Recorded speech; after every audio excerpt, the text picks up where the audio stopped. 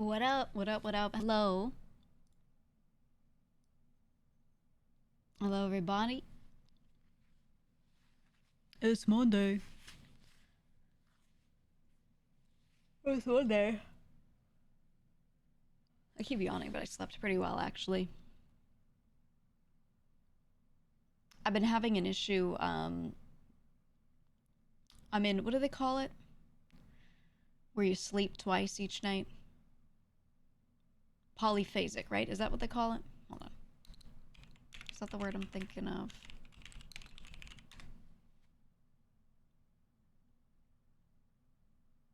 Yeah, polyphasic. So I'm sleeping like twice in the night and then also getting a nap in.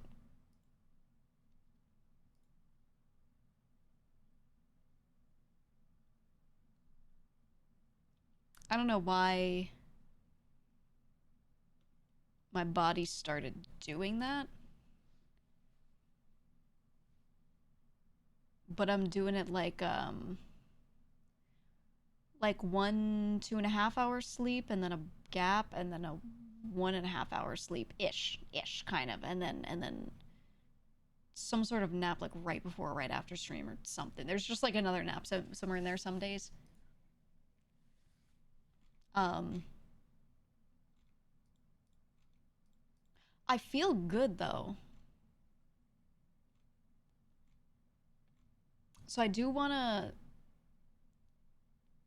move it back to a normal like night sleep, but I'm not like looking at it like, oh, I have to like hard cut it or anything. I'm just gonna like slowly try to adjust back. But I've been doing this for a while. It's not related to the caffeine thing or anything. It's actually totally outside of that. I cannot rest while enemies are nearby. That's me.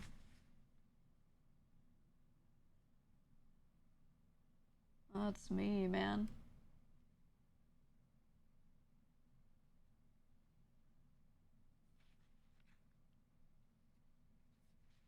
Anyway,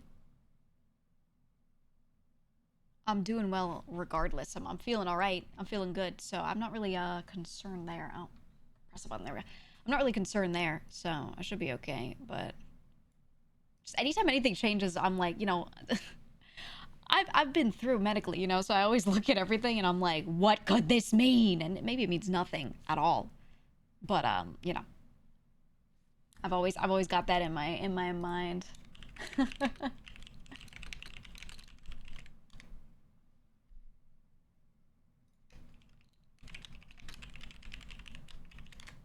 Yup.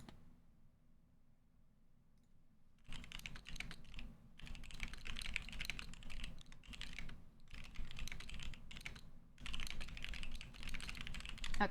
Sorry, I'm sending up some messages. I'm sending some messages. Fruit's alive and well. Yay.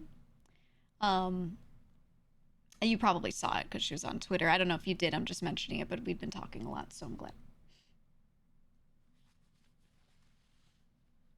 Love me fruit. Love me fruit.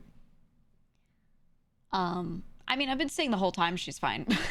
Like, I knew she was alive and well, but she like was quiet on social media. She just kind of disconnected. She needed that and wanted to disconnect, so it was like fine. But people were kind of acting like she had like died or something. It was like something horrible had happened, and I was like, guys, she's disconnecting. Like, let her, you know. But yeah, she's good. I'm glad. I'm glad. But yeah, fine and fine with being back on any sort of stage or two different things. They are, but neither should concern you guys, right? Like, it's all up to a person, right? So that's really the thing, is like, it's one thing to be like, wish you were here or whatever. It's different where people like start to try to guess when they have no information on what's going on in a person's brain, and they're just like, on what's going on in their life, anything, and they're just like assuming the worst and saying crazy shit, and I'm like, dude. There are times where like I'm like, maybe I should go off the grid for 2 weeks or something. You know what I mean? Like, my brain comes up with this idea and I go, hey, that's cool. There are times where I spend like 2 days, no devices. And I'm like, wow, that was really nice, you know? So, just saying, it could be real good.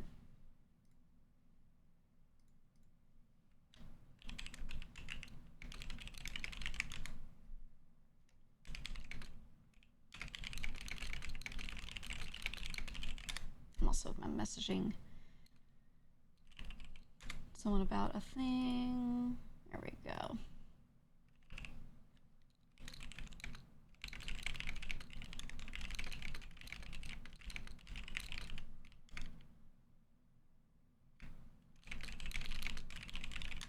Okay. There we go. Woman of the Woods arc. Could you imagine? I used to do that. When I would go hunting and stuff, right? I wouldn't always do really long trips or anything, or I would go hiking here and there.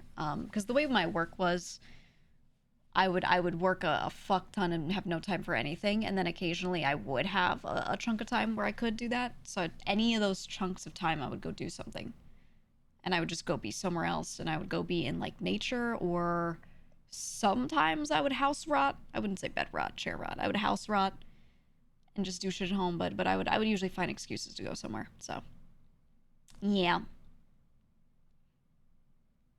Getting older, you realize you need a social break more and more. Yeah, vacations are important. I mean, not vacations, just breaks, right? And like I never really went on like vacations. Every hunting trip I did, I always like did it with the purpose of a few things. Like I would donate everything that I got for the most part. I would take like a little bit for myself, and then I donate the rest. And I was also like bringing people along that was showing how to do it, and I would get paid to do that. So that was a big thing for me. Also, like it was a money thing, you know. It wasn't like a little vacation. So you know, I had both. Work keeps sending you emails to take time off because you haven't taken any off for the past 3 months. That's very nice of them, actually. That's really nice.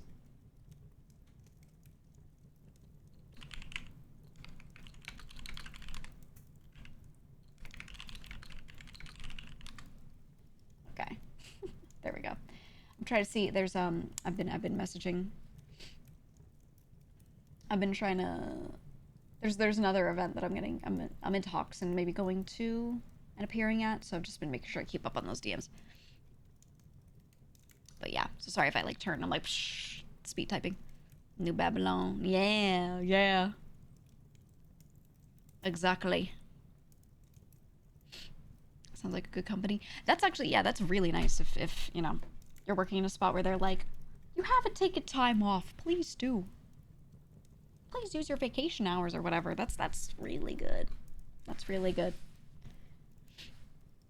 I think that's the hard part about like being a streamer or doing anything where you like make your own schedule is it's really hard to do that because you don't get paid for time that you're not spending working. So every time you say, yeah, I'm not going to stream for a week, you're like, I am foregoing this many hours worth of getting paid, you know? And yeah, people will keep subs up, but all the other revenues that you get from being live, you won't get. And that can be really significant for a lot of people. And the subscriptions, honestly, if you take time off, sometimes people just unsub if they don't see you often. You know, like there are a lot of things like this where it's like, ooh. And I think it's not that bad, but it tricks you into thinking it is that bad, right? It feels bad. So because you know you're like choosing to have less and there's no paid time off like that, in the standard sense, it makes it really hard for people to actually like do it, you know? But I think it's good. I think it's good. I don't do it much, but but I think it's good. You know? Oh well. Oh well.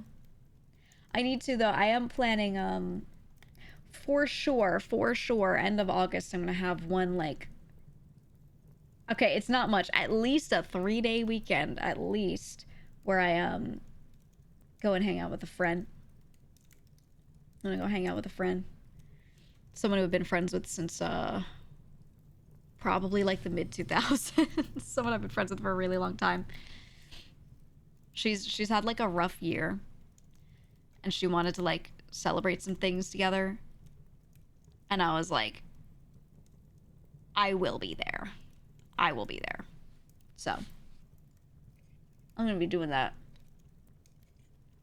at least for a couple days. And she doesn't live super far, but it's far enough. I'm gonna go there. I also just wanted to stay with her just to like just to do that, you know? So yeah, 3-day weekend, huge. Yeah. Any places you want to travel if you really have a vacation? Honestly, yeah, but I'd rather just go stay at like family's houses straight up. Like if you gave me a week and said go anywhere, I'd just drive to my like grandfather's house. Like straight up. You'd see me at a family member's house and that would be it. And I would just like stay there and bum their food for a week. And like sit on their couch and watch TV and complain. That's what I would do. You know, like honestly. I have this one aunt who has a really cute cat that I love, and I want to hang out with them. I want to sit on her couch, holding her cat, who loves me more than anyone else in that household. And then she also has a bunch of birds, and I would hang out with her cat and her birds. That's like, and I would just like yell across the room at her and my aunt and my uncle. they're like a second set of parents to me. I'm really close with a lot of like family members, especially the older ones. So I would just straight up, I just like sit there. They're one of the family members that don't live in the middle of a city, and they have like, you know, a nice house. They have a big old backyard, everything. I would just chill. I would just chill.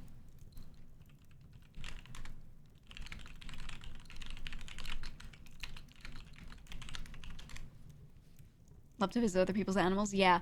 Well, she has this bird. She has a bunch of birds. She has two really intelligent ones, and then a bunch of ones that are like a little smaller, like cute, friendly, but not as like crazy intelligent. But she has two really smart birds, and one of them, you can walk up to his cage, and if you lift your arms and you say "beauty," just like that, you go "beauty," he lifts his wings and he spreads them. And he goes "beauty," and he does it back. And I don't know why she started doing this with him, but he does it back. He's a really, really, really smart bird. He's a large parrot, and he's beautiful. He talks. You can have damn near conversations with him. You know, he's wonderful. He's wonderful. So I love him. So I would go hang out with her bird. She has another bird that I really like, but she's more shy. I would still hang out with her. I still talk to her, but she just sits there and like says things at you. Doesn't really like try to talk to you. Whereas he like tries to communicate. So I would legit just go carry my aunt's cat around and talk to her bird. That's what I would do with my week off. Oh man, I love that bird though. No, he's not an African gray. What is he? Let me see. Types of large parrots. Let me see if I can find what he is. I think he's a type of macaw. He's green. He has like white around the eye area, and he has little bits of red under his wings. So I'm pretty sure he's a type of macaw. I just don't know what type. Let me see. Types of macaws. He's very like mostly green. Okay, they just talk about like the pattern usually. He's not a blue-headed macaw. He just kind of looks like, if you see like chestnut-fronted macaw, things like that. He looks like one of those. He's a big boy. He's a big boy, and he's beautiful, and he's so nice, and I love him. And he's, you know, birds are usually like really attached to one person in the household, or they really care about like whoever they're bonded to. But he's cool with a few people. He's good at being a little more widely social. I think because she has a lot of other birds. She has a lot of other people in the house. He's just more used to it. And yeah, he's chill with me when I come around. He's like, he'll hang out with me a little. I like him. I like birds a lot. If I were retired and had nothing to do with myself, I would get a bird. But they're so needy. I think being a streamer, I couldn't do it. At least my cats sleep for 1 billion hours per day, because that's what cats do. So like when I'm streaming, yeah, they like walk around a little bit, but they're just like sleepy, hanging out. and they're not really like missing me that much, you know? And then when I'm not streaming, then I spend a lot of time with them, and you know, then it's good. But if they were like awake all day and wanting my attention, I would feel bad. I would feel bad because I'd be sitting here and unable to, like, you know, be like, oh, bye chat, I need to play with them for 30 minutes or, you know, whatever. So, yeah, I think it's just better like that. You like and fucking hate birds. They're great. A long time ago, I used to have a was he a cockatiel or a cockatoo? In my memory, he was really big. But I don't know. I think he was a cockatiel. I don't know. He was beautiful and I loved him. I need to ask my mom which one he was. He was beautiful and I loved him, and he had so much personality, and he was like really sassy. He was really sassy. And I really liked that bird. So having that bird like a really long time ago, I don't know, it just made me really enjoy him. I really, really enjoy him. Cockatoo are bigger. Yeah, that's what I'm saying. Like, in my mind, he was a large bird, but I may have been small, right? Like, I can't tell. You know when you're like 2 years old and you think about a hallway that existed in an old home of yours, and you're like, man, that hallway was huge. And then you like stand there many years later and you're like, this shit's small as fuck. Like, it could be that phenomenon where I'm thinking of this bird that I used to have and I'm like, he was huge, but maybe he was like a tiny cockatiel. I don't know. Right? I'm not sure.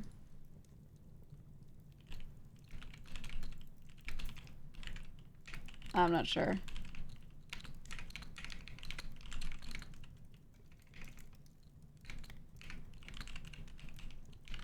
I just used, by the way, I want you to know, I just used the phrase "McCrash out" today. McCrash out.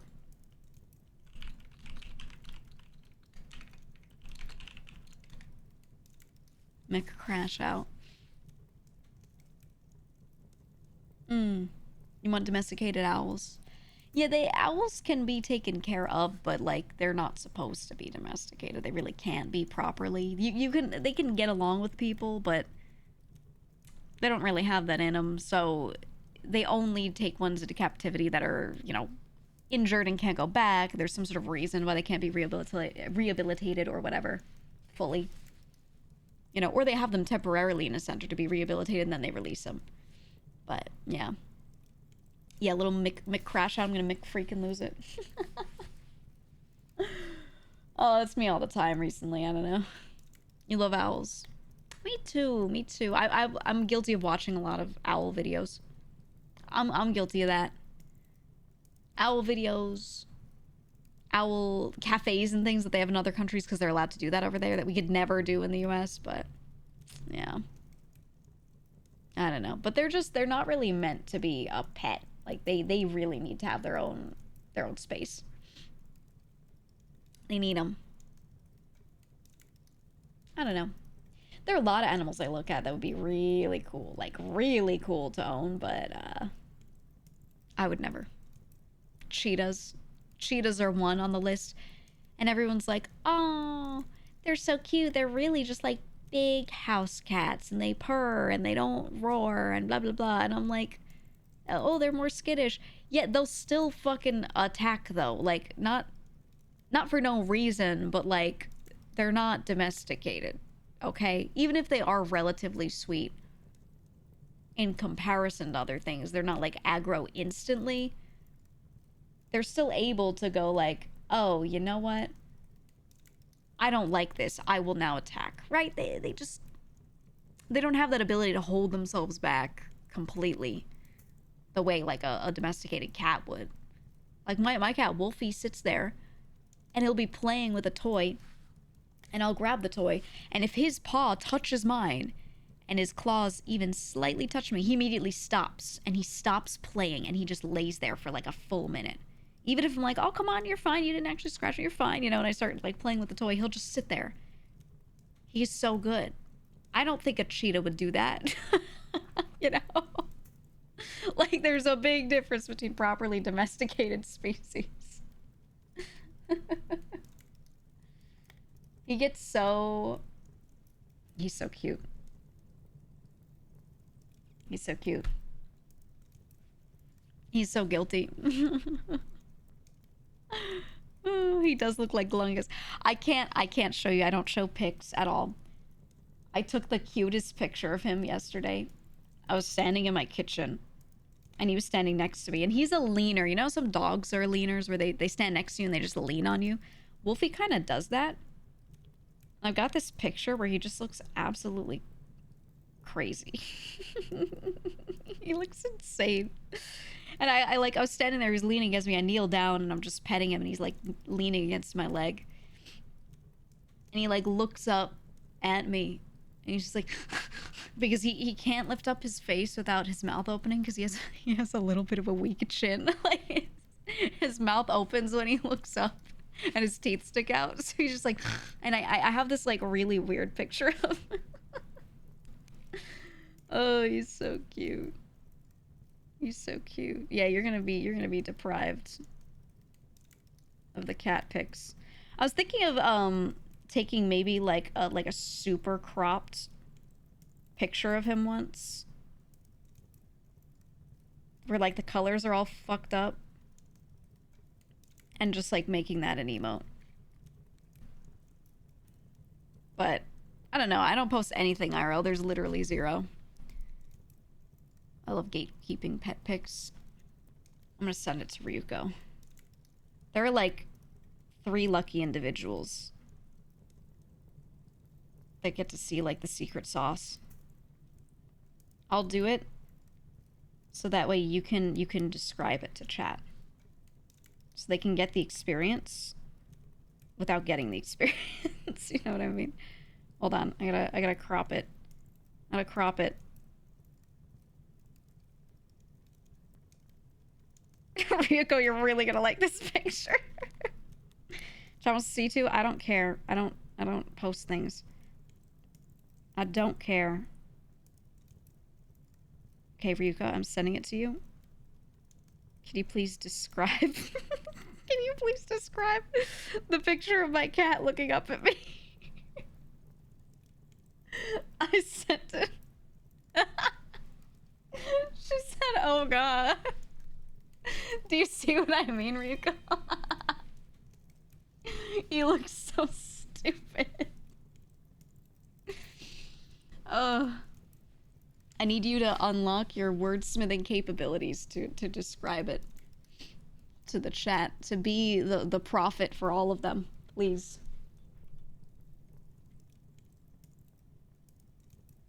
She sent a cat pic back. Oh, I love him. Or her. Oh my God. Oh my God. All cats look the same. Shut the fuck up. You say that, but then when you have your own cat, you would pick them out in a crowd of 1,000 similar looking cats. You would know. You would know. 100%.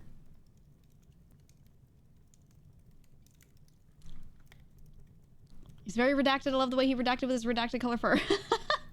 Thanks. Isn't he so scrunkly? He's normally like ultra handsome, my cat. Like he looks beautiful. Textbook like cat model. But then he looks up and his mouth starts opening and he looks real weird. Oh, he's so good.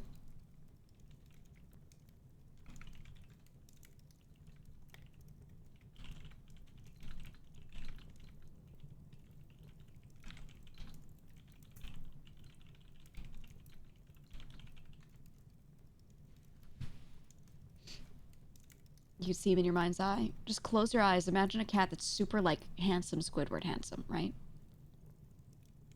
And then he looks up, and you notice his teeth stick out a little bit. And his mouth opens a little, so he starts mouth breathing. And then he, like, closes one eye a little because he just is weird sometimes when he, when he tilts his head. That's him. That's him. Oh, he looks so stupid. He looks so stupid. Love me, cat. Love me, cat. Love me, cat.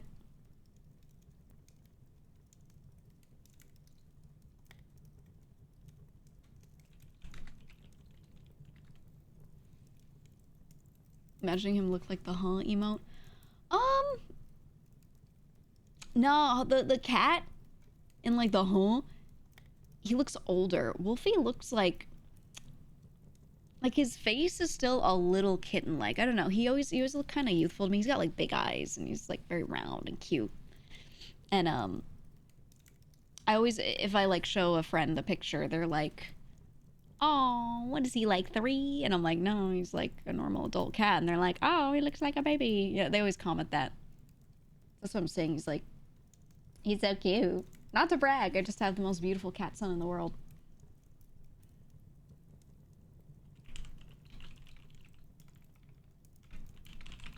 Sorry, I'm answering DMs on like time slots and events and things. There we go. There we go. Yeah, he has a baby face. He does. And it was crazy because when I first got him, he was next to a bunch of other cats. And he was not that much older than them, but he was so much bigger than them. He was like a big cat. And I was like, I want that one, you know? Aura. Oh, thank you for the raid. Welcome on in. You're playing horse game? Was it like first day horse game? Who did she choose? Which one was like the one for her? Who was she using? The game is so good. It's so good. First time gacha game too. Really? Ooh, so you like haven't been gacha poisoned previously? Silent Suzuka. Oh. I played quite a bit at first, yeah. I think I liked Rudolph. I liked Rudolph a lot. And Gold Ship. Yeah, she pulled super well. Yeah, sometimes like the first or second one you pull is just so good and you just end up with that. Nothing but that the whole time because there's like no point. There's no point in dealing with anyone else at the beginning, you know? You have your golden ticket and there you go. Right?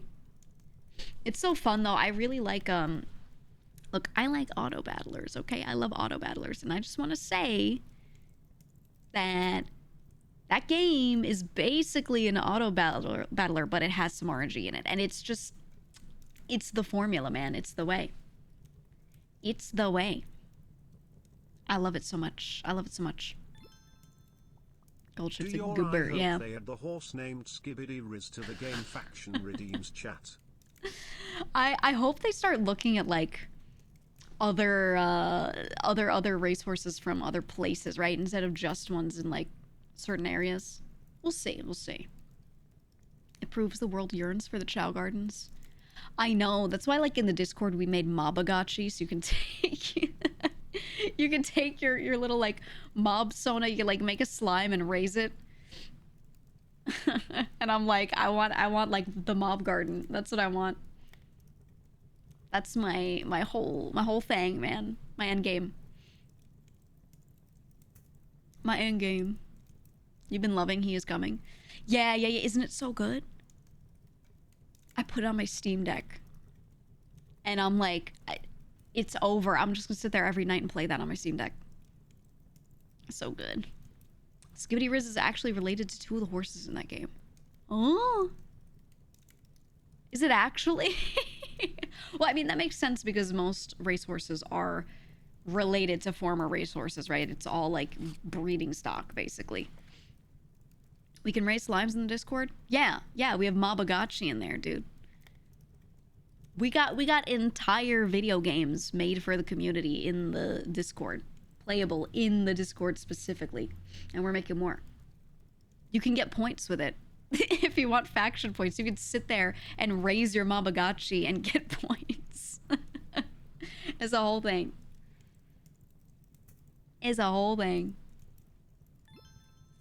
Nope.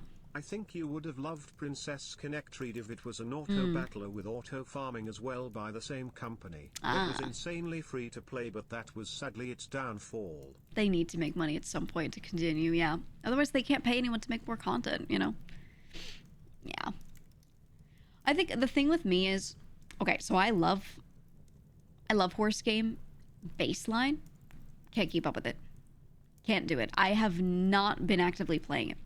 I actively played it for like the first short bit, and then I stopped. And you know why? I'll tell you why. I'll tell you why. The racing aspect and going through and raising its stats, love. Hate everything else. And this is something that is a hallmark of gacha games. I get overwhelmed by the purposefully bad UX. I can tell that they make dark patterns, okay, on purpose, right? And they have you clicking a billion buttons, watching some random shiny animations happen that don't even do anything.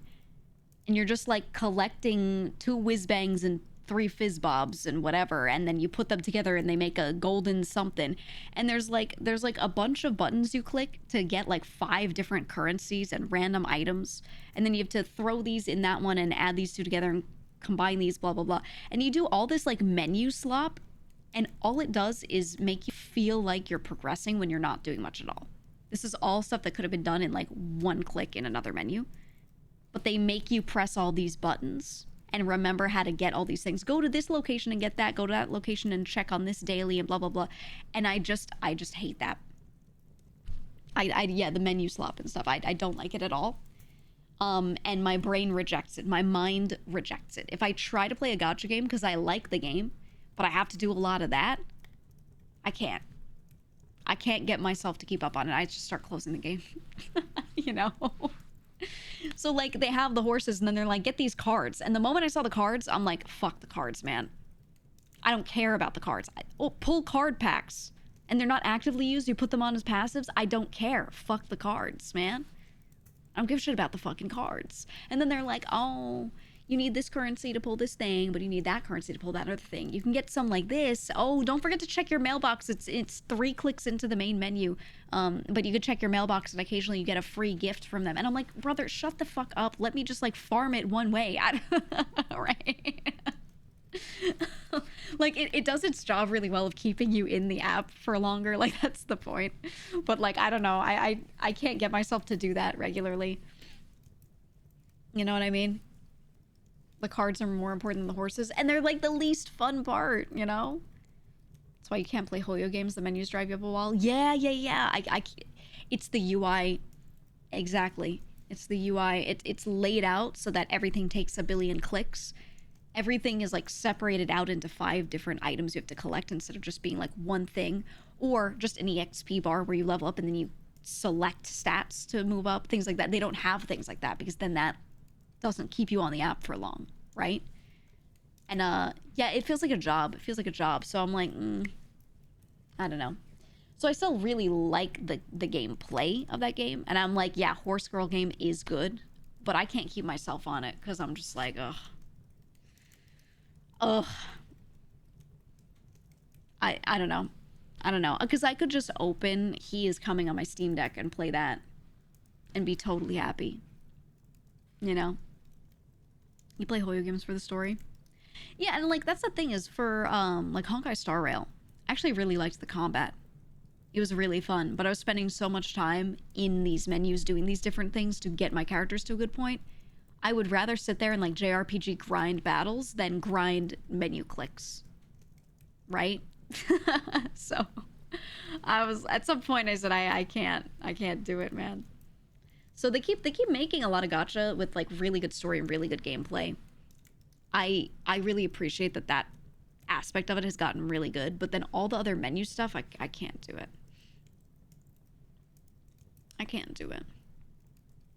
It irks you when a UI isn't optimized well or not user friendly. Well, that's the thing is I'm saying they design it like that on purpose, so it takes you longer to do everything. And like you feel like you're doing all these different things, these different menus, so it makes the brain happy. Like, oh, I achieved this, oh, I achieved that, oh, I did that thing, right? So you have this sort of feeling of like, I'm doing stuff. When realistically, UX-wise, it's just designed to make you feel like that, but you're not really doing much. And it could have been solved in like 2 clicks. You know? That works, deliberately bad UI. Yeah, it always has. It's the same concept of like, when you want to, okay, let's say you get an email regularly from a store and you don't want to get those emails, so you want to unsubscribe. There's always a tiny unsubscribe button, like a text button, really small at the bottom of it, and you click, and then you have to go through all these different clicks and processes to get yourself unsubscribed from their mailing list. It's that same concept. It takes you longer. It keeps you engaged with the thing for longer. And in their case, they're trying to get you to not get to the end. They're trying to get you to give up. In Gacha, they're like trying to give you all these little tasks that take more time than they should to keep you in the app and to keep you feeling like you're doing something, right? They give you these tiny little, like, you got this, you got that, you got, and you keep getting and getting, and then you're like, oh, I got so much today, when really, like, you really didn't, you know? So that's it's like a similar concept where they're using this bad pattern to get you to, like, stay doing what they want you to do, you know? But that's why I have a hard time sticking with a lot of Gacha, because a lot of the day-to-day is just that. It's just that, man.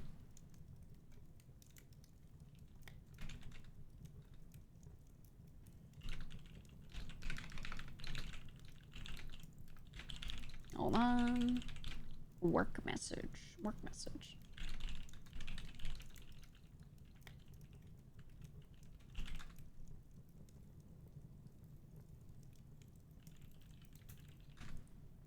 Okay. I'm getting an appearance sorted out. I'll be able to get, I can't tell you yet. I can't tell you yet, but I'm doing an event. Not next month, but after, I think. Yay! There we go. I'm just making sure I answer them quickly so they can slot me in. US was gonna have a law against those unsubscription practices, but it got blocked. I know. I know, it's so stupid. It's so stupid, man. Gachas love to front load loads of rewards, which seems to be endless, and then you hit the wall where the cost levels up spikes like crazy. It's I think what they do is, like, you get all these things for free, and you feel like you're getting all these things because of all these tiny processes you do. And then, yeah, then there's that one shiny golden thing. It's the one thing you don't have, and it costs money. And I think that build-up beforehand of continuously getting stuff makes you feel like you really need that last thing because you're used to having the things the game's giving you. And that makes you more likely to spend. I'm pretty sure that's, like, what that's doing.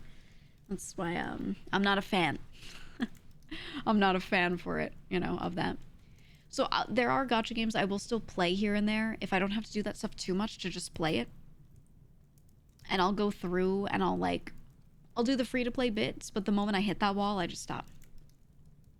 I just stop, you know? Because I'm like, I can't, I can't give in. I can't give in, they're gonna get me. And I'm not gonna get got. So I hard avoid them after a certain point. So, you know, getting on and doing your dailies and stuff isn't the worst, but the moment you're trying to do stuff beyond dailies, it's not good. It's not good. If it's like similar tactic to casinos, where they give you free stuff to entice you in to spend more. My take is that almost all of the patterns that those types of games use are gambling patterns. Yeah. You ever play slots on a slot machine and you try to make sense of it?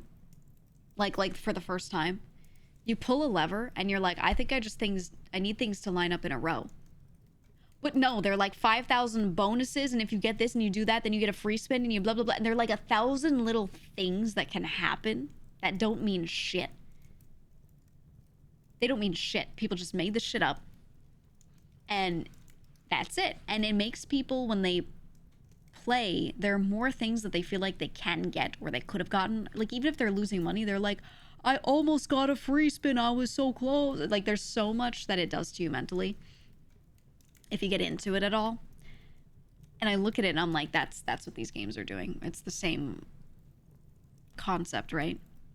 So if you're just doing like the free-to-play stuff and you're chilling, or like you have a budget, all right, you have a I don't mind throwing away this money budget and you're just throwing that away, it's fine. But some people get so pulled in and I'm just like, oh man, it's insane. It's insane. And if you just like the game and you're spending time on it, then you like the game. Like, all that's fine, but some people are weak to that stuff, you know? And they just kind of like, they get sucked in a bad way. You know? Yeah, the game loops are often barely enjoyable and you're just in it for the rewards that are usually just more gamma. It depends. It depends. Some games are fun. Like, that's why I'm saying, like, I like Horse Girl 1 because, like, it's genuinely fun to sit there and, like, play through it, I feel. That's why I liked Star Rail because I really liked the combat, honestly. Nikke, I love the story. There are good things about a lot of these games. And as long as you don't get, like, badly sucked into some of the shit that's going on, you can be okay. The problem is some people can't keep themselves from it, you know? So, it can get rough. It can get rough. You don't need to spend a single dime on Uma Musume. Exactly, exactly. Which is why I played that one a lot, like, the first couple days. I did. It just started doing the menu swap thing a little bit, and I was like, but that's just me not liking, like, one part of it, you know? The Persona one's really fun. The Persona one, Persona X, I've still been playing that. It's really good because it doesn't feel like Gacha. It doesn't do, like, the disgusting menu swap stuff. And then, it feels like I'm just playing through a Persona game. I don't feel any different about it. Like, it just feels straight up like another Persona. And I could play it, like, barely realizing that it's a gacha the whole time. And that's how the game feels. And I really, really, really like it. So that's the one that's come out in recent years that I'm like, this is it for me. Like, so I genuinely think Persona it's the best gacha right now. Because it is straight up a Persona game with those elements in there. And you can just play through it normally. It's good. It's really good. Imagine if Night Rain was gacha. Oh, I'd lose my mind. I'd lose my mind. I really like Night Rain. I'm glad I started playing it. If they made that shit gacha, I'd be so upset. I would be so fucking upset. Oh, the game is so cool, though.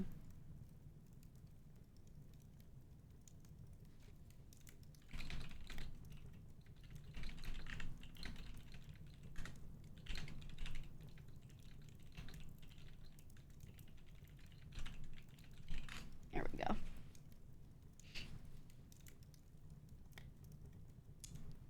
You'd like if they could just made a new Persona game and not a gacha?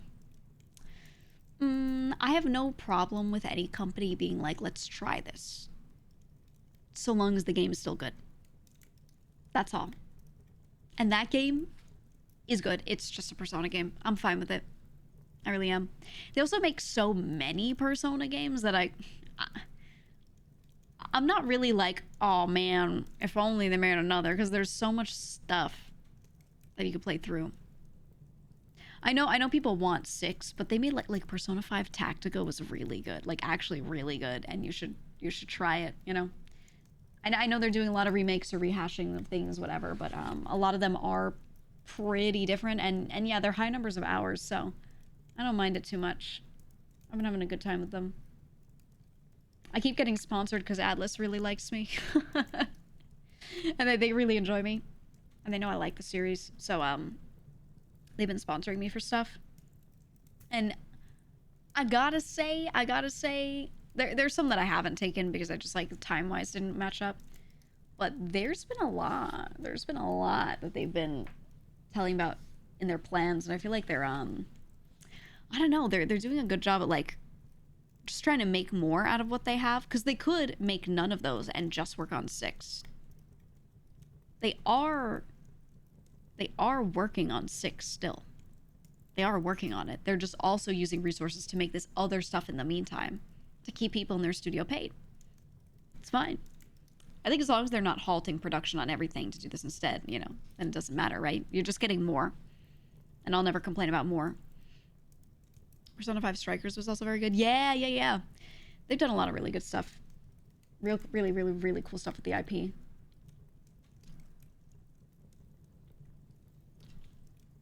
They milk every series they release a core game for. Yeah. Honestly, I think that's smart.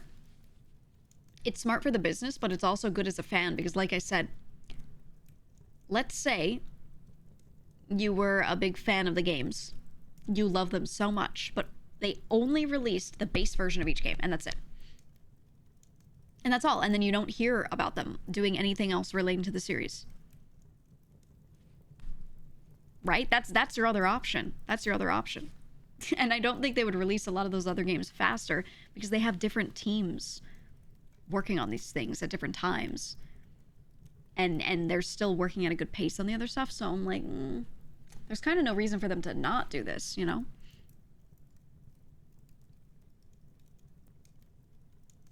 I never understood all the differences of Persona 5. Like, what's the difference between them all?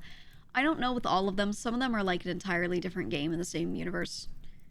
I would just go with people have made charts. They made charts of them of like, you should play this, you don't need to play this one, etc. But yeah, just do 5 Royal Edition. That's the one. That's like the go-to for most people. You just go through and play that for 5, and then, you know, decide later if you want to do anything else. You know? Hey, I'm not reading that whole paragraph. Sorry, I'm not doing it. You're asking me for advice on a game. I'm not doing it.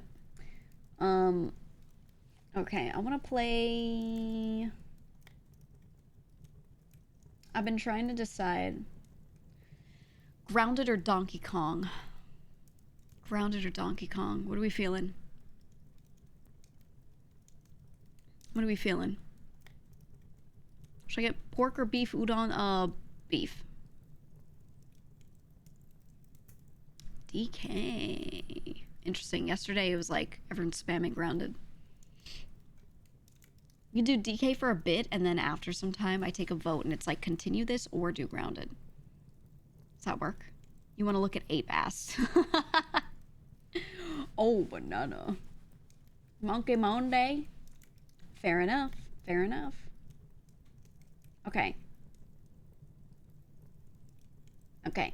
Let me do that. I have to go grab... Oh, I have to grab my Switch too. Yeah, it's not in this room. It's not in this room. Okay. Let me go grab it. And then... I will... be back. And then we will collect a banana. We will do it. Alright. BRB. I'm gonna do this. Ready? Invisibility! Ooh. Okay, give me like 2 minutes. I'm gonna refill water too.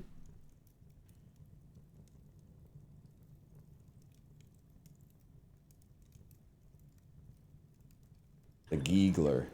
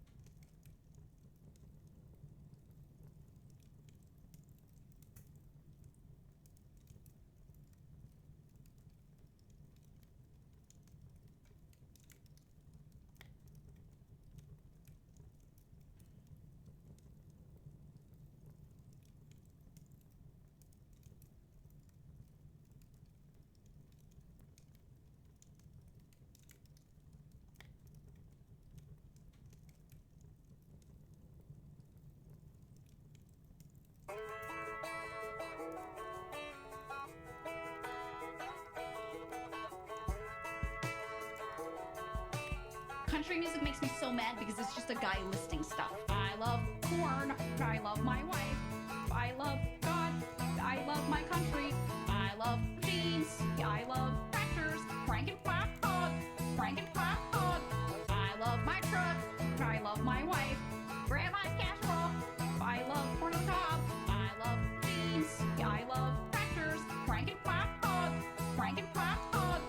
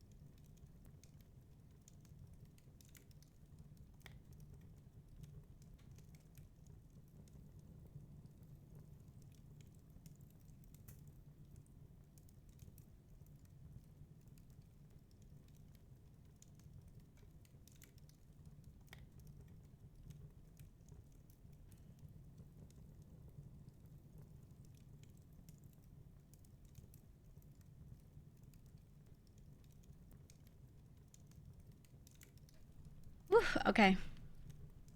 All right, sorry.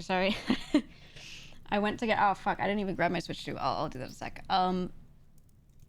We'll probably stay in just chatting for a little bit. Okay. Sorry, I'm not necessarily blindsided. I'm just making sure I know, like, details before I speak. That's why I need to take a minute. Just to make sure we're good. You're confused? Yeah, no, I'll update you guys. No, Mouse messaged me to let me know that she had posted a video and everything, just to, like, make sure that I knew it was posted. I'm good. We're fine. I'm actually, incredibly relieved, is what I'll say. I'm relieved and glad. But that's just from my end, because my perspective is going to be very different from yours. I know you guys are out of the loop. I'm about to explain it. Just like, sit for a second.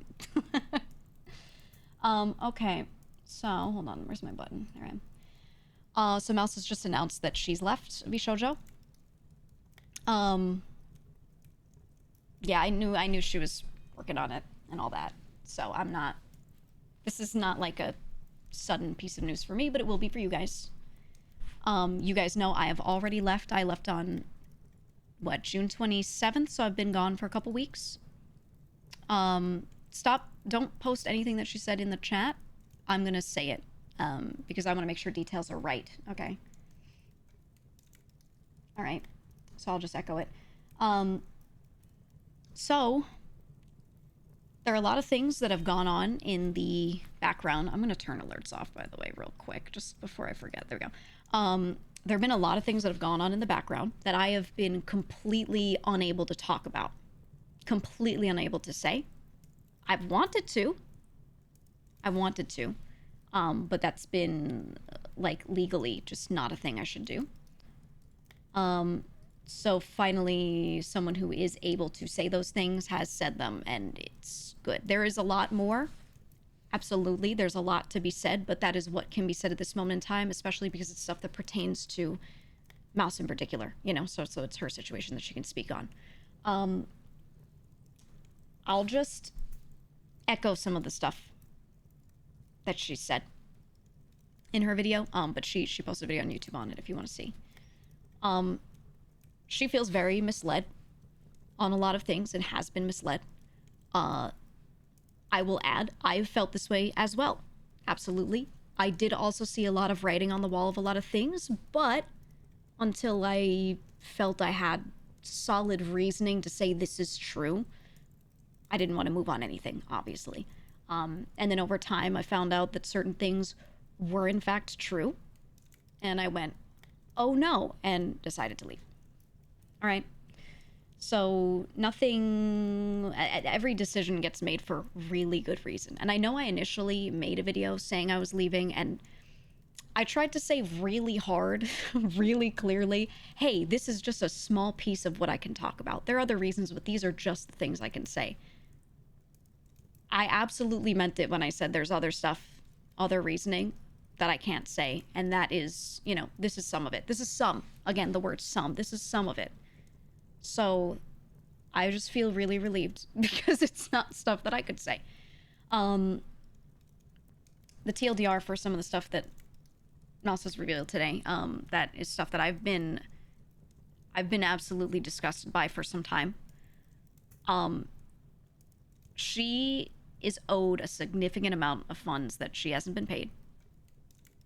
Okay, this is what she's revealing. I'm not going to talk about anyone else's situations. I'm just going to say this because this is what she's already said, and I don't want to out anything that I can't out, you know?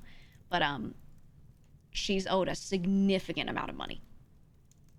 The IDF, the charity, the Immune Deficiency Foundation, that she always works with, and that I say we because we all did, plus her especially, however, her being the number one, have always fundraised for. There's a lot of funds that were held on her behalf for events that she did that she found out were not paid. The IDF is currently owed over $500,000 that should have been paid to them. That wasn't. And I didn't know that, and she didn't know that. No, I don't think any of us knew that until recently. So I can't begin to describe how that feels, knowing that we've tried. I mean, charity was always a really big thing for us, and I say us because yes, it's about all of us, but I feel like this is really especially about Mouse, you know. But I can't begin to tell you how it feels to be like, yeah, this is like our thing, we love doing this, and then to find out that I had no idea, no fucking clue. And I mean, it's insane. It's insane, and I really don't have words for it. I really don't even know what to say about it. It's something that's so incredibly personal as well. Like, I'll speak from my perspective.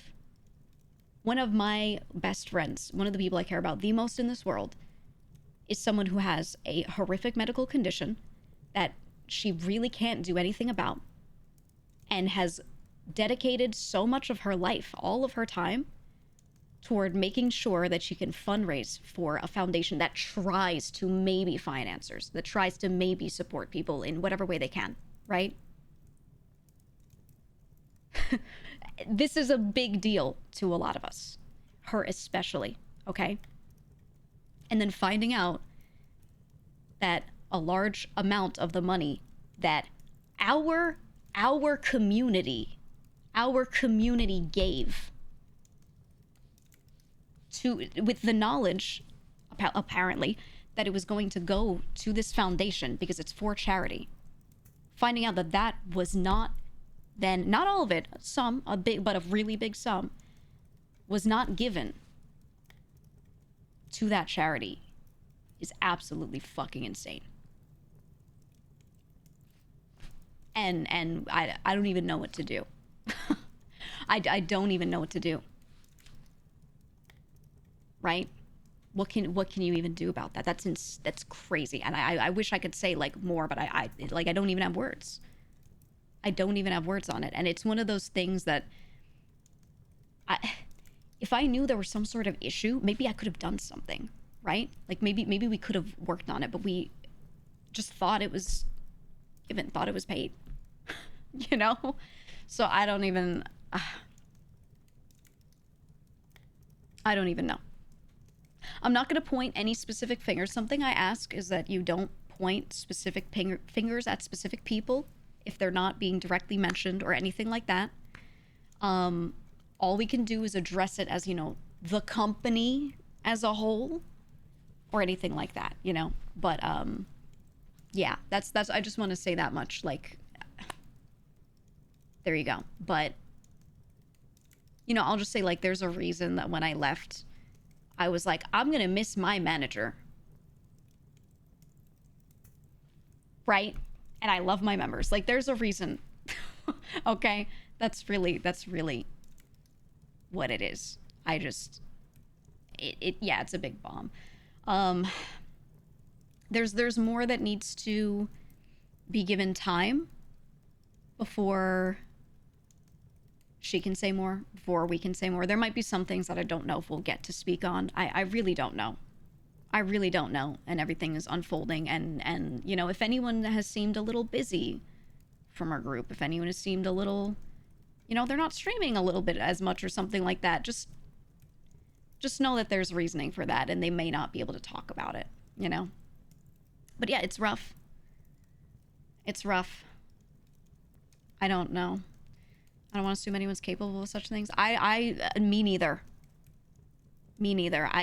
This all has been really, like, so incredibly shocking to find out. And it sucks because each time I find out a new thing relating to this or similar, I'm, like, not even surprised anymore. Like, it's shocking, yet I could picture it, which is horrible. The fact that I can picture that is horrible. You know? So I'm just, yeah. Yeah, I would like to say more. I just don't want to say anything outside of what she said here. Legally, you know, people could get themselves in weird situations, depending on what they say.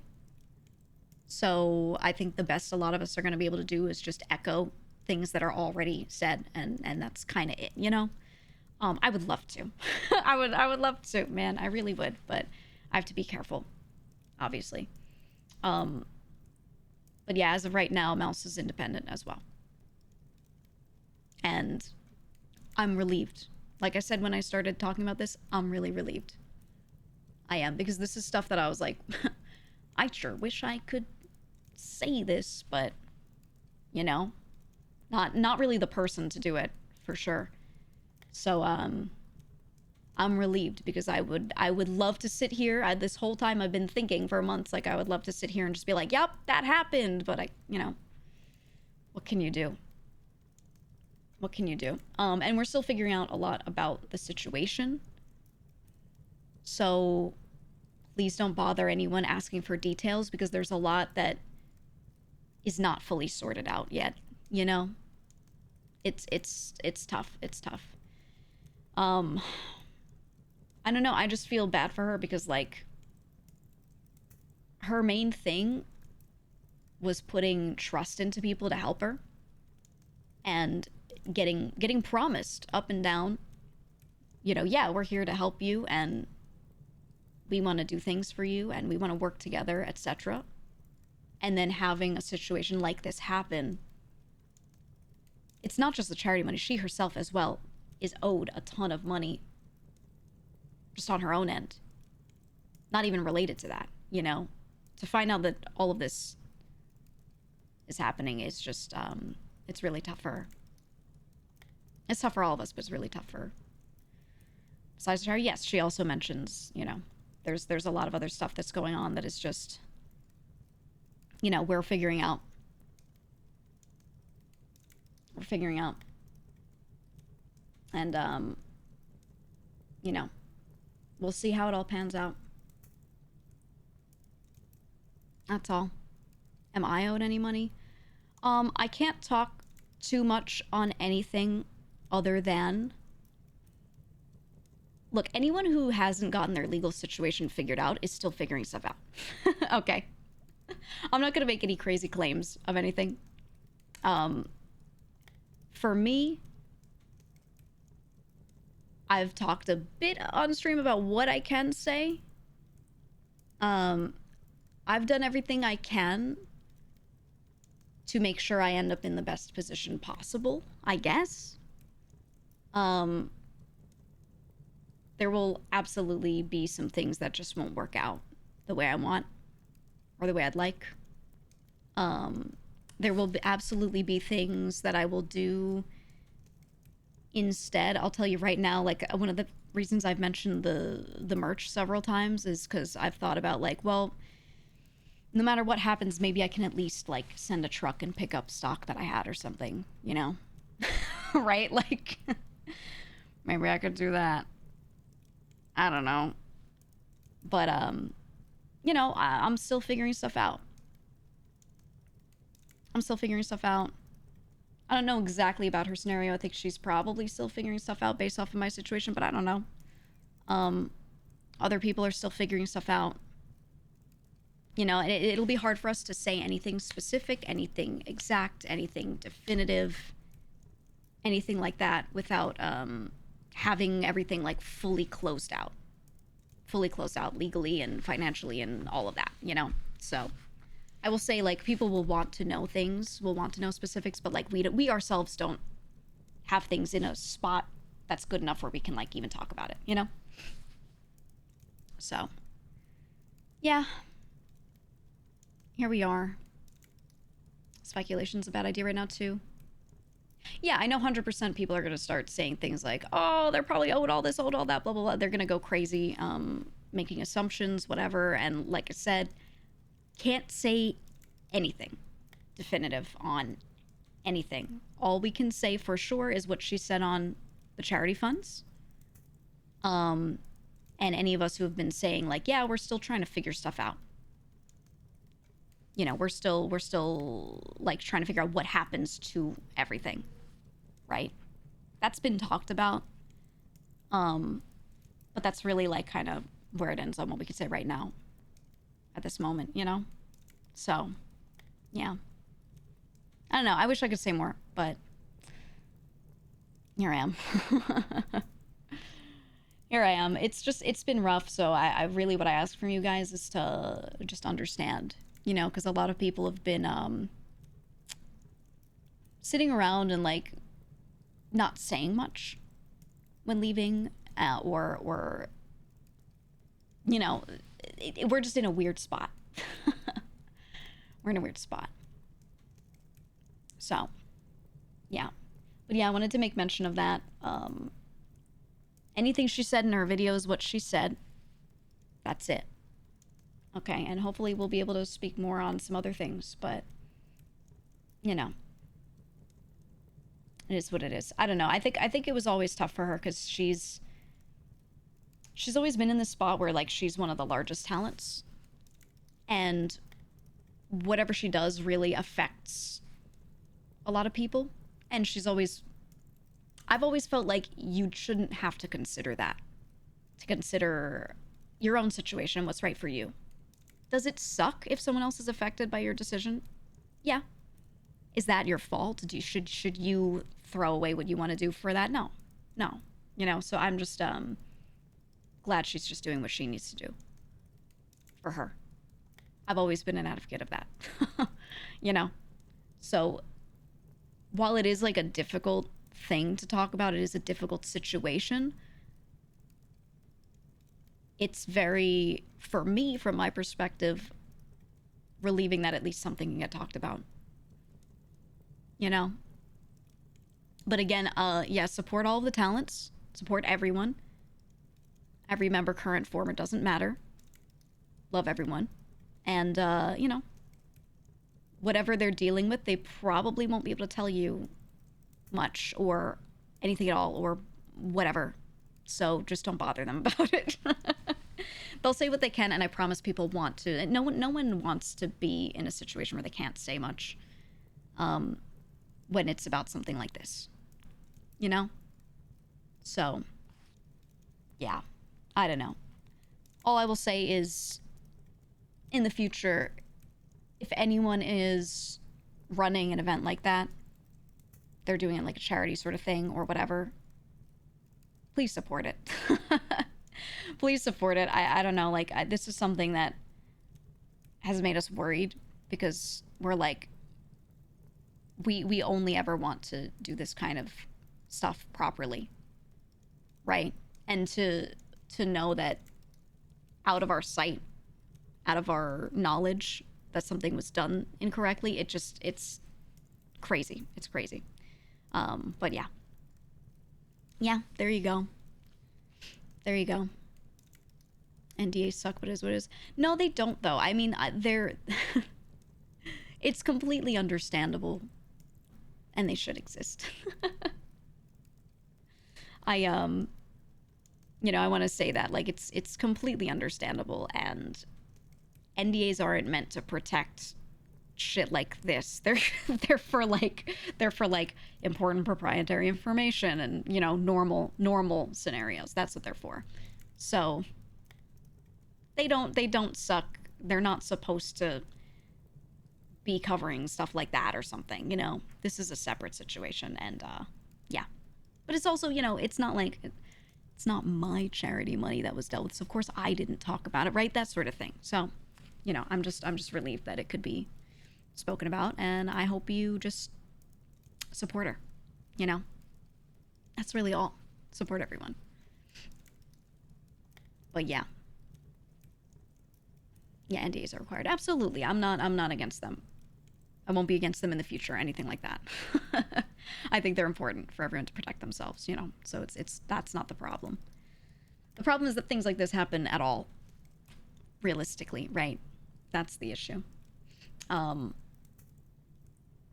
yeah, so proud of her for taking the reins, going independent, doing what she needs to do for herself, and I hope it all goes well. That's really where I'm at. That's where I'm at. Yeah. As far as my stuff goes, I don't know. Things still aren't closed out and finished. I've talked about this already. Things are not closed out and finished. Yes, I've left the group officially, but there's still so much on the back end that I'd like to have had figured out for a long while. And I can't, you know, answer everyone's questions when they're like, oh, what happens to this? Oh, what about that? Because I don't know either. I don't know. So I hope I can at least like go grab my merch from a place and you know, hightail it out of there. That's really like where I'm at. Yeah, thanks, Nabil. Yeah. It is what it is, man. I don't know. I don't know. But I'm gonna be there to support everyone, no matter what. I'm messaging all my friends on the back end and keeping, you know, keeping up with everyone, making sure everyone's good. And I will keep doing that. That's it. And you guys don't have to do anything. If you feel like any sort of like, I don't know, craziness, big emotion over this, like, I get it, but there's nothing really for you guys to do other than keep information straight. Keep information straight. You do not need to sit there and attack anyone or defend anyone. You're not involved in that kind of way, you know? Chill out. You can talk about things. You can talk about it. But normal conversations, okay? Because we're like normal people, right? Remember that you're a normal person. There are going to be some people that are going to be like, this is my time to put on my hater suit and go say some crazy shit on the internet. You don't need to do anything. You can put on your normal person suit and say normal shit on the internet, you know, or whatever. So I just ask that, you know, keep it chill as best you can. As best you can. Normal? Well, as much as you can. You said you're already seeing crazy stuff in the comments. Yeah, you know, people are going to be crazy. If you go out there and be not crazy, you can balance it. You know, if you see someone saying something weird, you don't have to respond and do some crazy thing. You can, if you can't get yourself to do anything but respond, you lay out factual information and that's it. No, she said this at this point in her video. There you go. Done. No arguing with people. You know? No one wants to deal with this stuff. I'll say right now, no streamer wants to deal with this stuff and have to keep hearing about it and reading about it in the context of their own community arguing with people. No one wants to see that. Okay? People are going to want to go live and just have a good time. You know? Yeah, and please donate plasma. Right. Exactly. That's always been the attitude. So just keep that attitude going. For sure. But yeah, it's just like, if anyone is to feel angry about it, if anyone's to feel any type of way, like, it's us, you know? And we don't need you doing it on our behalf. We want you doing everything you can to just keep things as normal as possible on our behalfs, honestly. And like I said, only share information that is like from her video, from her mouth directly, that kind of stuff. Okay. That's all. That's all. If you're angry, donate plasma. Yeah. Yeah, exactly. When the hell's this emote? Yeah, welcome to my chat. Yeah. Yeah, except for one thing in this situation, we have a lot of information regarding why she left. Yeah, I mean, I hope this gives more context and clarity to some other people's decisions as well. I've seen a bit, not honestly not a ton, but I've seen a bit of, with others, not just myself, but with others leaving, people being like, oh, was it this? Oh, was it that? And I've tried vaguely to say, no, there's a lot of other stuff that it could be that we can't say. And it's not, I'm not saying that this is it definitively for everyone or anything like that, you know? But when I said, look, I can only tell you a tiny portion of everything, you know, I meant a tiny portion, right? There's a lot of other stuff that we won't be able to talk about, for sure. Yeah, it was that one guy's birthday. That's why I left. That's true. That part was true. But it's really, you know, we're in such a little situation that we can't really talk about certain things, can't talk about certain things in certain ways, etc. But yeah. Yeah. Like I said, I'm relieved that I left. Having a good time being independent. I've been independent before. Will be totally fine. I always did a lot of my own shit on my own anyway. If there's anyone who's been in the company for a long time and hasn't been indie for a while, really won't be hard for them to just figure it out, because being indie is not that crazy nowadays. It's really not. And I have, you know, I can offer support to everyone, and I am, and that's just where we're at, you know? But nothing really has to change as far as you guys go. You support people, and that's it. I will say, you know, we've all had our own projects and things that we've done on our own. And, like, we're not really going to be losing anything. And we're all, you know, I'm friends with everyone, right? I've been DMing everyone and keeping up with everyone. So before I left and after. It didn't, my friendships with everyone did not change. So, you know, it is what it is. It is what it is, man.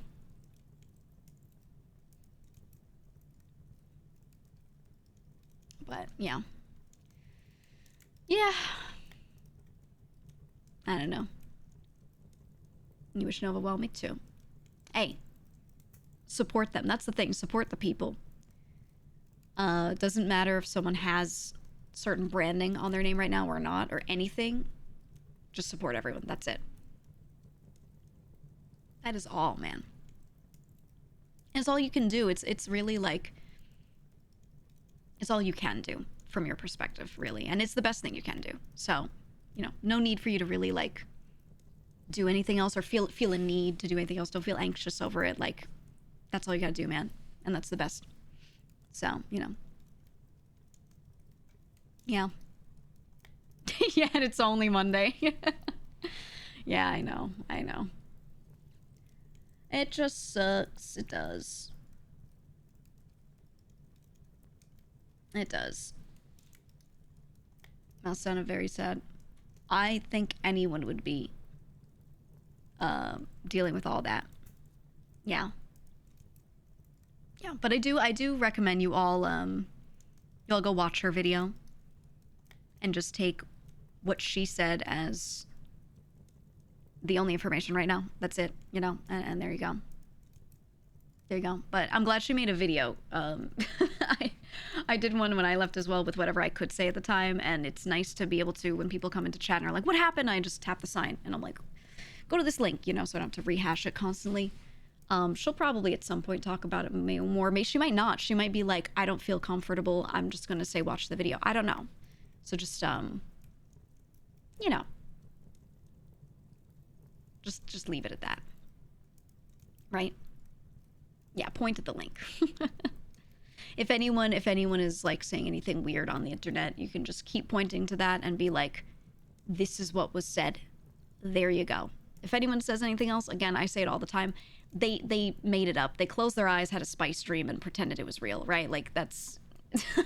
If anyone says any other shit, like, no. What's in the video is the be-all, end-all, for now. Okay? People do it all the time, but yeah, they make shit up. But yeah. Glad she made a video too instead of hearing about it from drama posts. I'm telling you, a video is the way.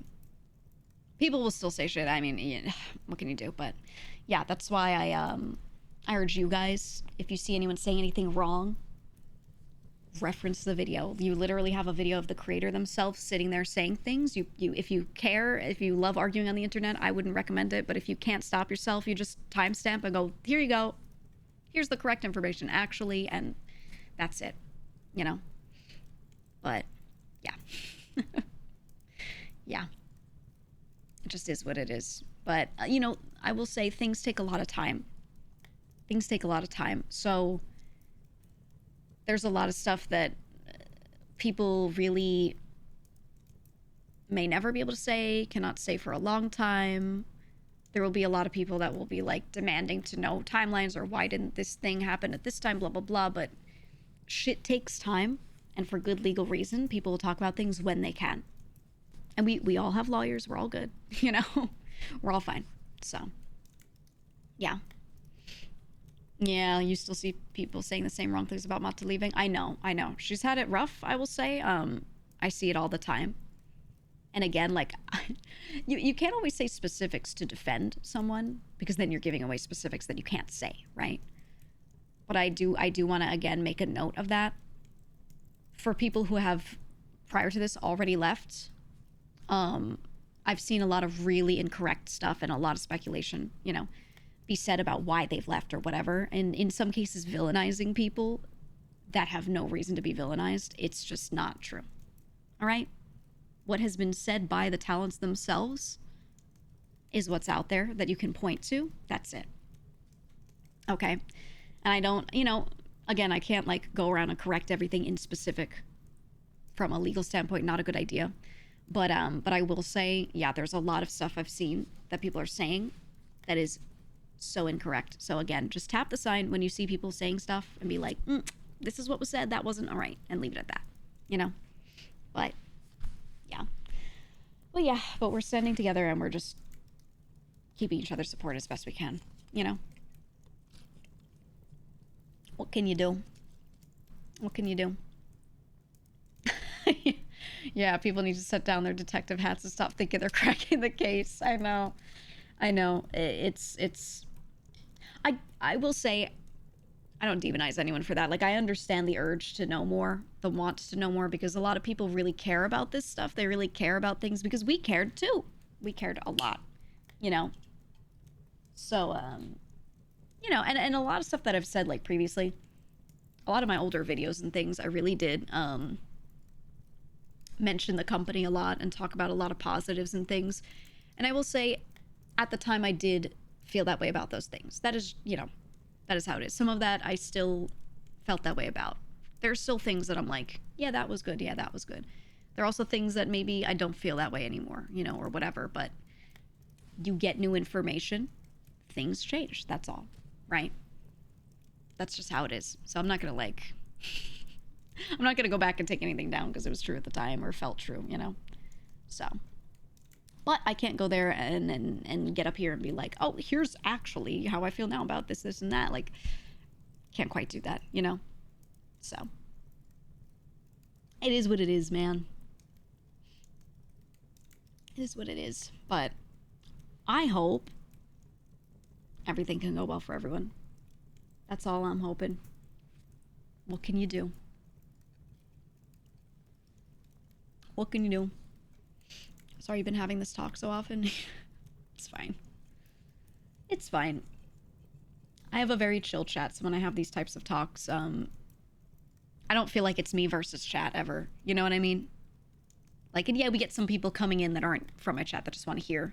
But they see the vibe and they're, you know. It's really like a talk with chat, usually not a talk at. You know what I mean?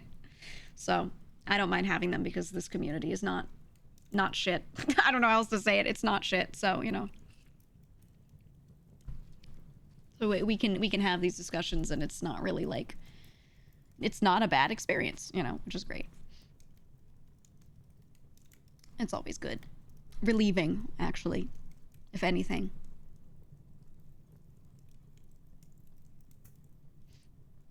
These chats are informative and handled well. I hope so. I hope so. I mean, I'm not like, you know, I'm not our PR expert or anything. I'm just doing what I can. You know. It is what it is. But I try to keep things calm.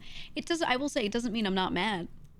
I just like genuinely, PSA, I don't really like display negative emotion in a really big way. If I'm mad, I'm not like raging. You don't hear me like go crazy. I just do the, you know, oh, I'm just disappointed kind of thing. So sometimes people will think I'm like, I'm so fine and everything's great, you know? I'm just like able to keep myself calm, that's all. You know? But yeah. Yeah.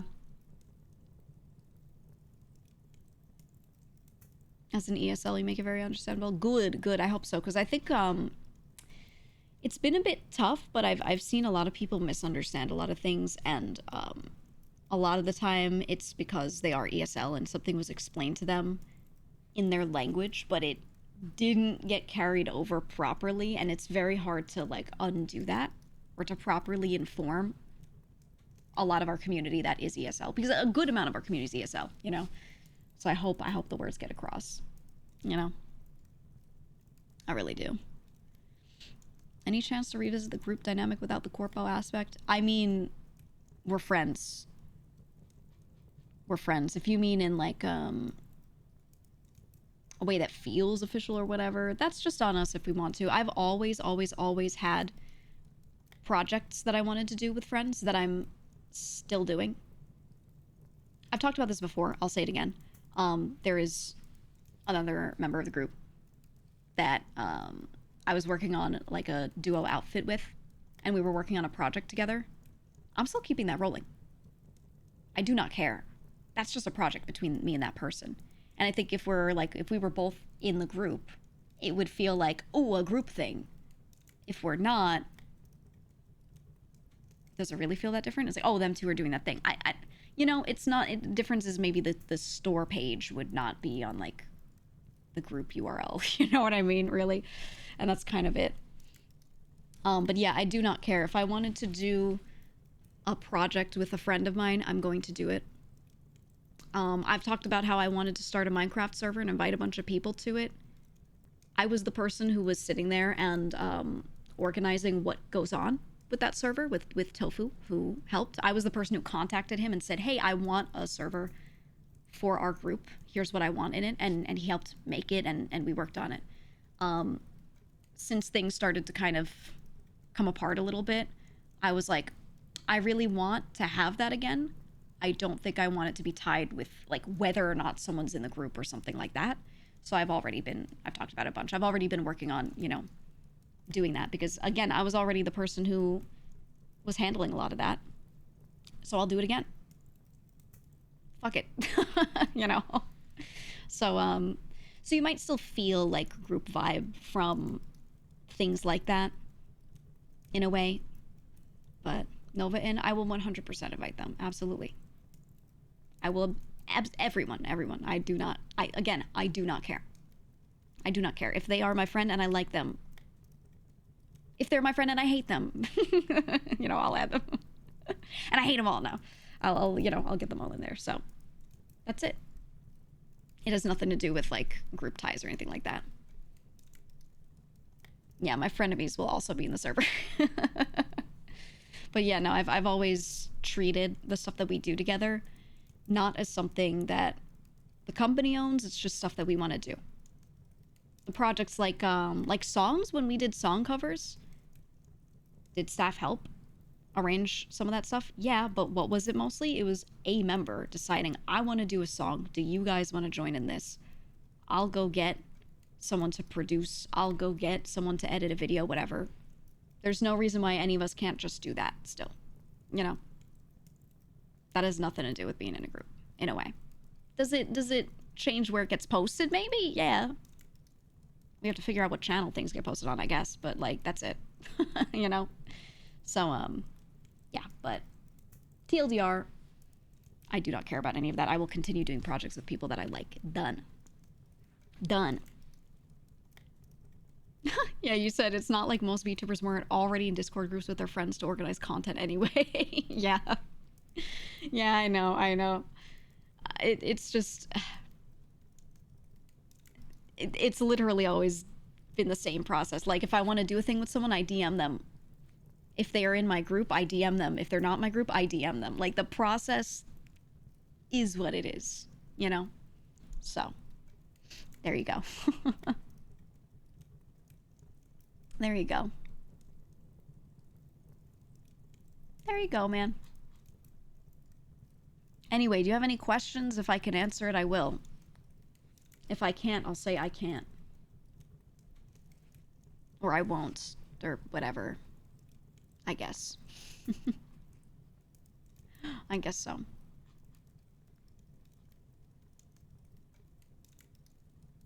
I guess so.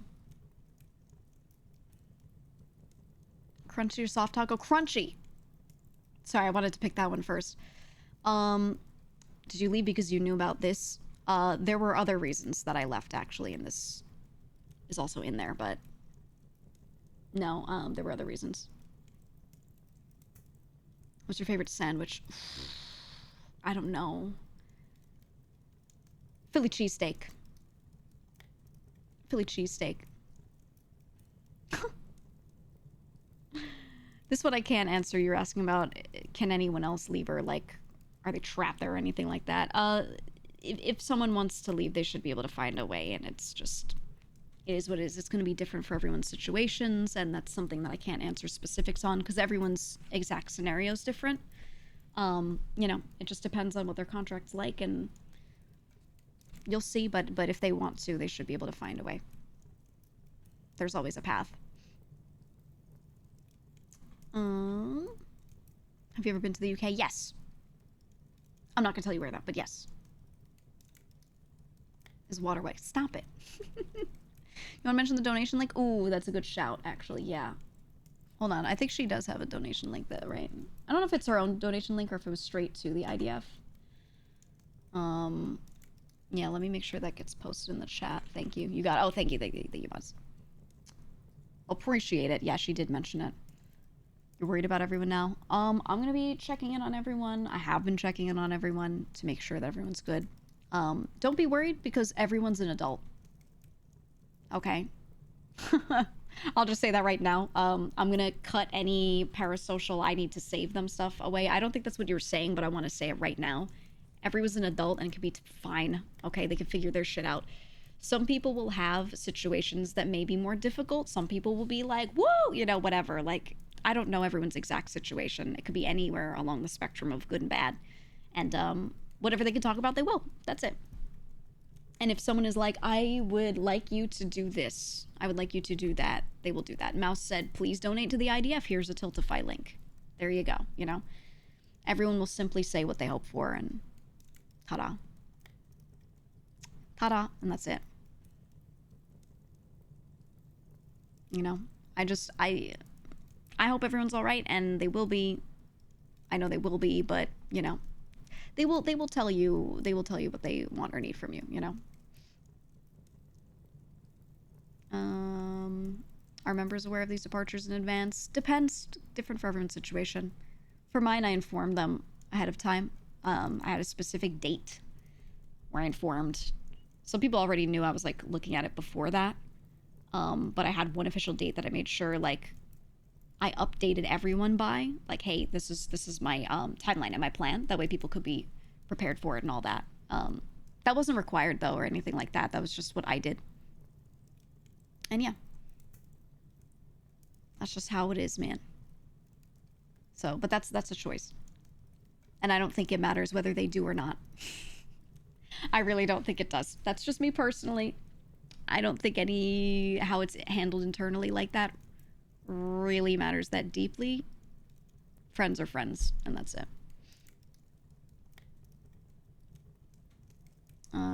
Is it true that life is pain? Always, always. Always. Yeah. Some of these I'm skipping because I can't really answer them. Can't really answer them.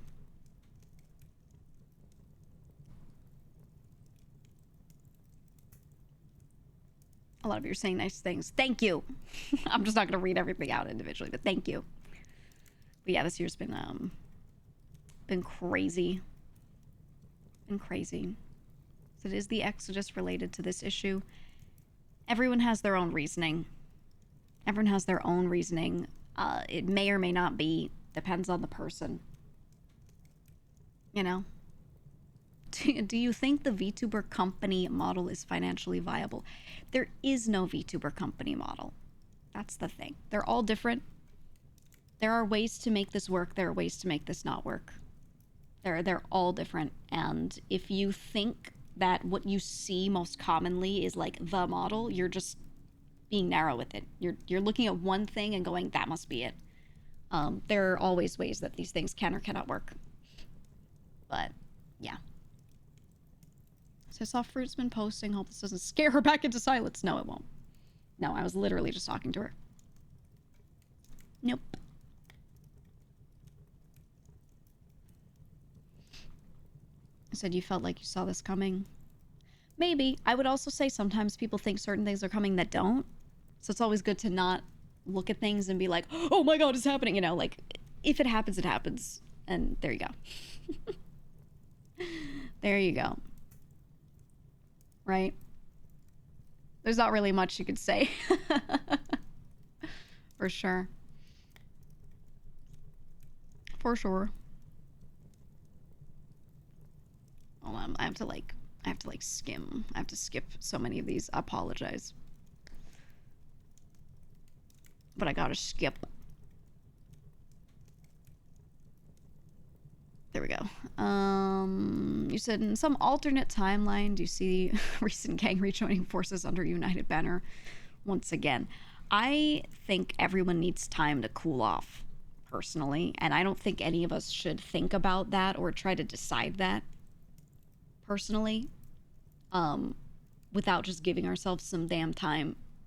I think people who have never been indie for a while, or not, there aren't many that have never been indie, but anyone who hasn't been for a while especially should just do that for a bit and get a feel for that so they can make an informed decision or decide what they want.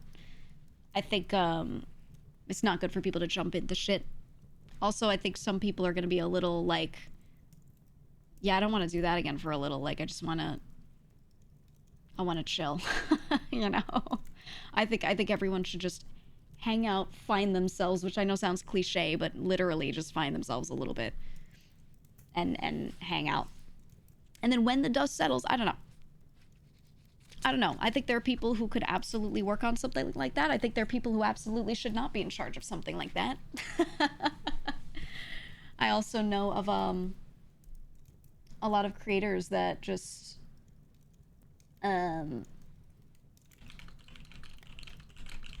they do things like this and they tell me about the good and bad of running your own thing and all of that, and I feel like I have a pretty good realistic view now of how that all works. And you know, I don't know, we'll see. But like I said, I'm gonna do projects with people no matter what. I'm gonna do projects, so you will still see some things that might feel group-ish for like if you're looking for that vibe, because I will never stop doing projects with my friends, you know. And I'll the wheels are always turning on that stuff in my brain of what we could do, but you know, it just is what it is. But I think people will need some time to literally just stream and hang out and like not worry about this, you know. Yeah, I appreciate this. What you said, just because you saw people unhappy doesn't mean you quote unquote saw this coming. Could have been anything. Someone could be like, my dog got sick, and be sad on stream, and then the next week they do something unrelated and people are like, I knew it, and I'm like, no, their dog was sick last week, you know. And people be like, oh, I saw it. Sometimes it's like actually completely unrelated, but you know, people always look back and be like, it all makes sense, and conspiracy, tie it together with red string and shit, and you know, I don't know.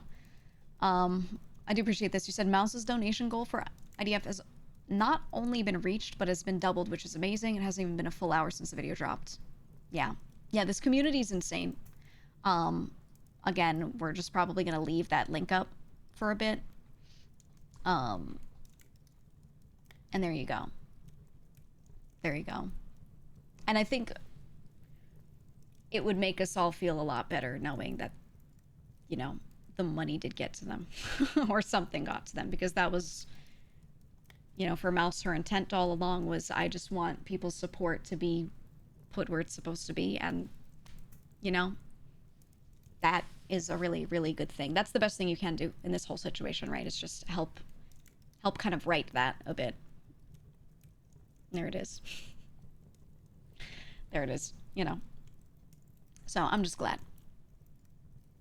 I'm glad.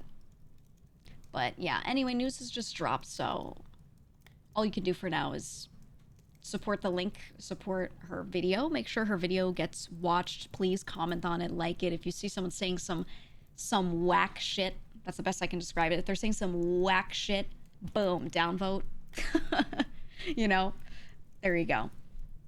Thumbs down, anything that you're like, what the fuck is that? They saw that in a dream, and then just boom, send it to the bottom. Someone says something nice and they're like, donate plasma or something. You go, okay, and you go, boom, send it back up to the top, etc. You know, please do that. Her poor editors are gonna have, you know, they're gonna be working overtime on on the comments section for sure. It is what it is. Do you feel like being indie has gotten easier over time? I don't think it was ever hard. But that's my personal experience. I don't think it was ever hard. I think, because even as an indie, you could always get support from, like, a company that throws sponsors at you. You can always go talk to a merch company and get merch made. It's just time spent messaging a lot of people. So I think being indie has always been a little harder for people who have less funding, right? They're just a smaller creator because they don't have the money to sit there and pay one person to sit there and help them organize this, check their email, get those people sent out doing those things, have them deal with communications, whatever. It's just time consuming, right? And if you're a little bit larger and you have at least a little funding to pay for like 2 hours a week of someone helping you with that stuff, you'll be in a pretty good spot. You'll be in a pretty good spot. Will VShojo JP be affected by this, or are they separate? I genuinely do not know how the company's structured between that. I genuinely cannot tell you. I have no clue. There you go. That's all I can say. I don't know. I don't know, but support them all the same, you know? Support them all the same.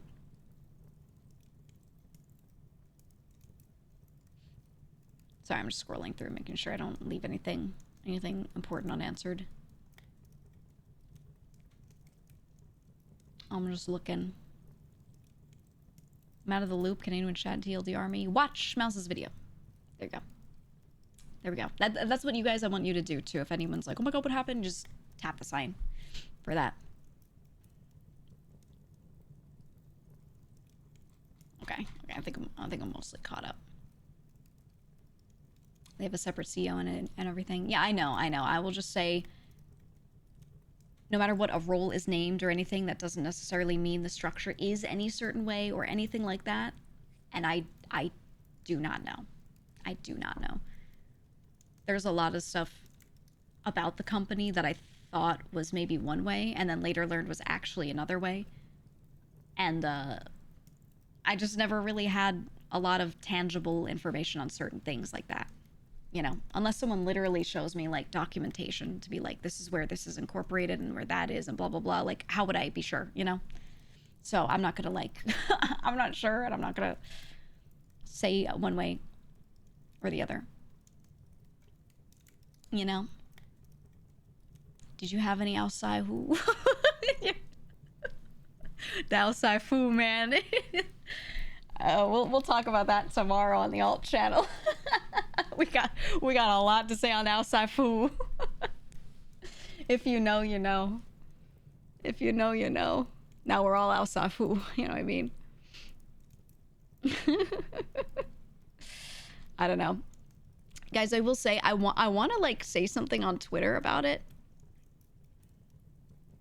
I have a tweet scheduled for about an hour from now because I talked yesterday about I'm having a debut on Saturday. I'm having a debut. I know this is a total derailment. So I have a scheduled tweet, like a teaser that my editor made relating to it. And I'm like, help me decide. Do I still let that go through or do I like not and post it tomorrow? Should I say fuck it? I don't know. Yeah, the timing. Should I like unschedule it and type like Lamau and then like maybe do it tomorrow?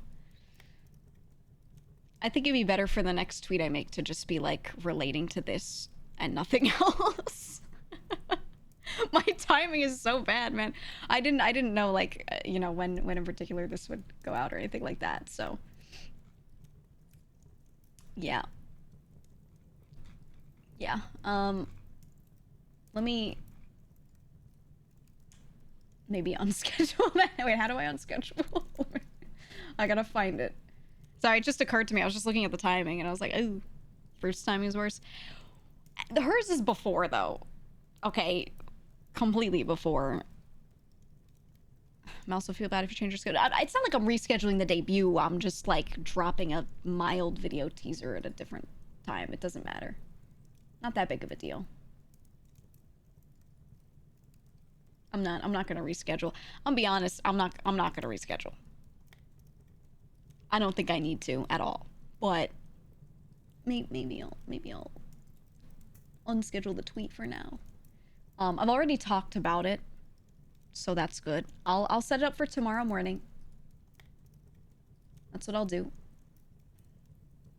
I'll set the scheduling right now for what's tomorrow, the 22nd? Yeah, let me do that. Let me do that real quick.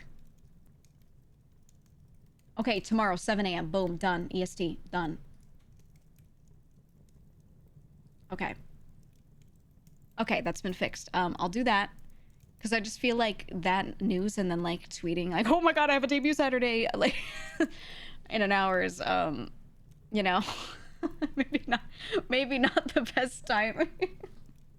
Maybe not. Yeah, Fruits tweet. Oh, I know. Yeah, she tweeted out, like, the guy walking in. We were... I've been DMing Fruit. I've been keeping up with her and everything. And, yeah. Yeah. That's the vibe. That is the vibe. That's all. You said, in my opinion, reply to Mouse's tweet with the announcement of your debut. That's rancid. That's rancid. Is she doing well? She is. She is. Fruit's good. Fruit's great. I was talking to her well before this announcement. Just talking. Just hanging out. Talking about, you know, let's hang out and all that kind of stuff. So. Unrelated to the situation, you know. Chillin'. Chillin'. Mouse would probably laugh, honestly. Yeah, I'd like to give her a little time, though, you know. I'd like to give her a little time. So, you know. Yeah, how's the Tiltify doing? Let me look at it.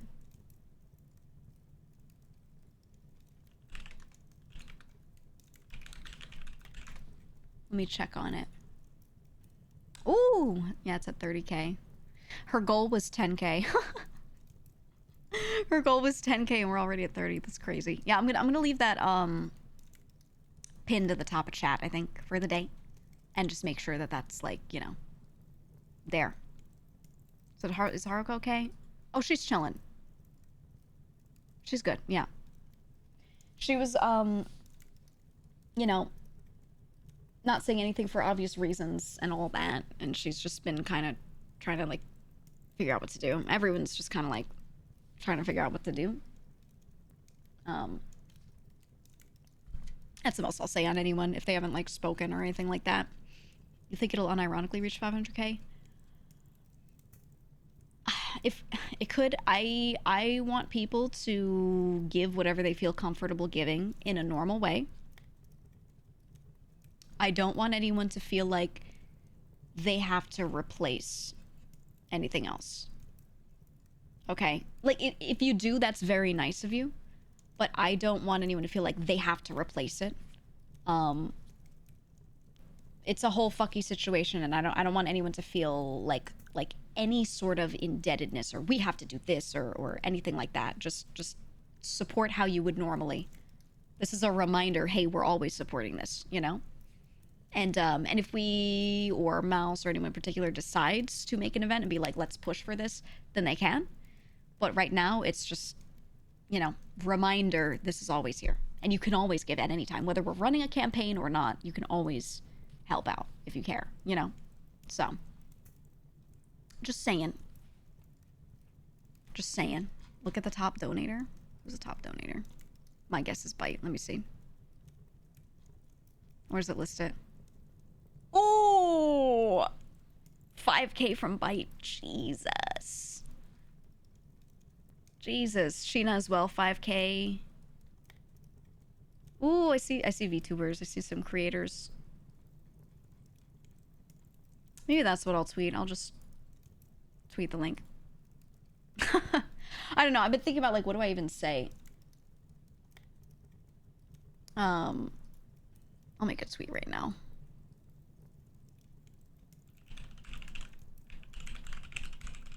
I don't really care about anything else right now. You know what I mean? Like, I just, think it would be nice.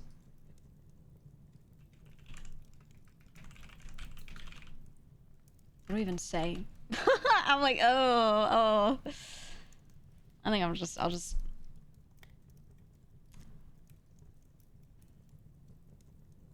Here. I'm gonna word it like, I will always appreciate your support. I specifically... I don't know how to say it.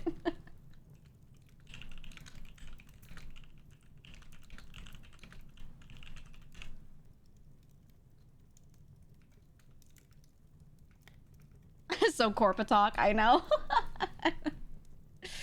I'm very corpa brain because of my time working in corpa environments and having to, like, not piss a room of people off that all have differing opinions. I'm very used to that. But I don't like things sounding like that, so I always type stuff and then I go, ooh, too formal, and then I redo it.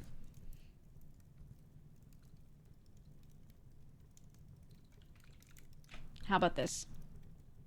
I am forever appreciative of anyone who goes out of their way to give when they don't have to.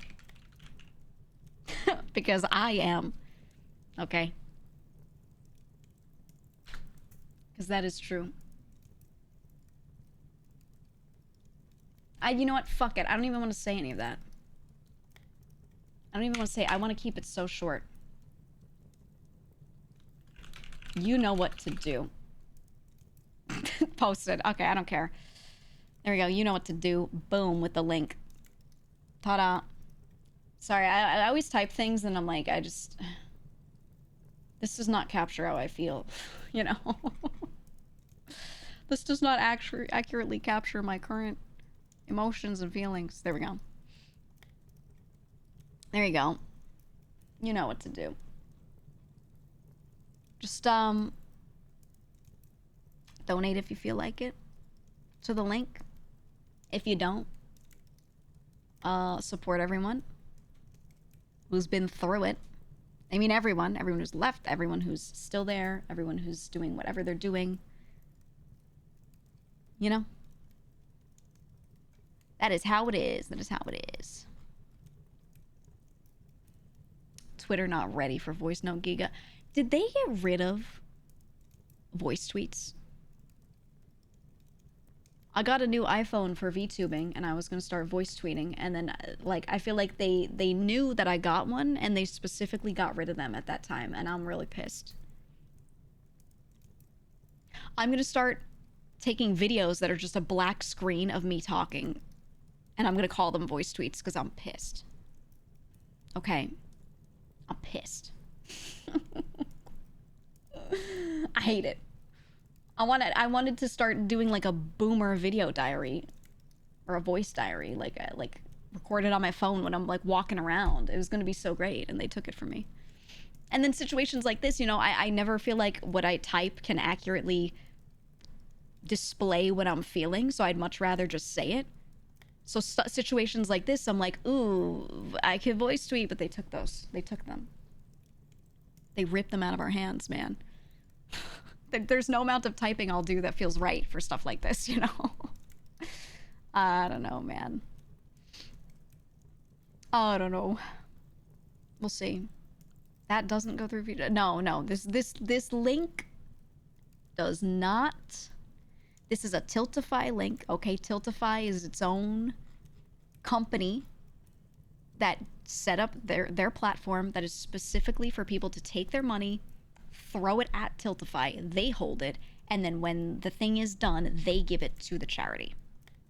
And it has been done a billion times, and it's reputable and it works, and you should use it. Okay, so yeah, Tiltify is a good one for that. So yeah, we've used it before. Actually. Yeah, they have receipts for everything. It's true. Which is good and relieving.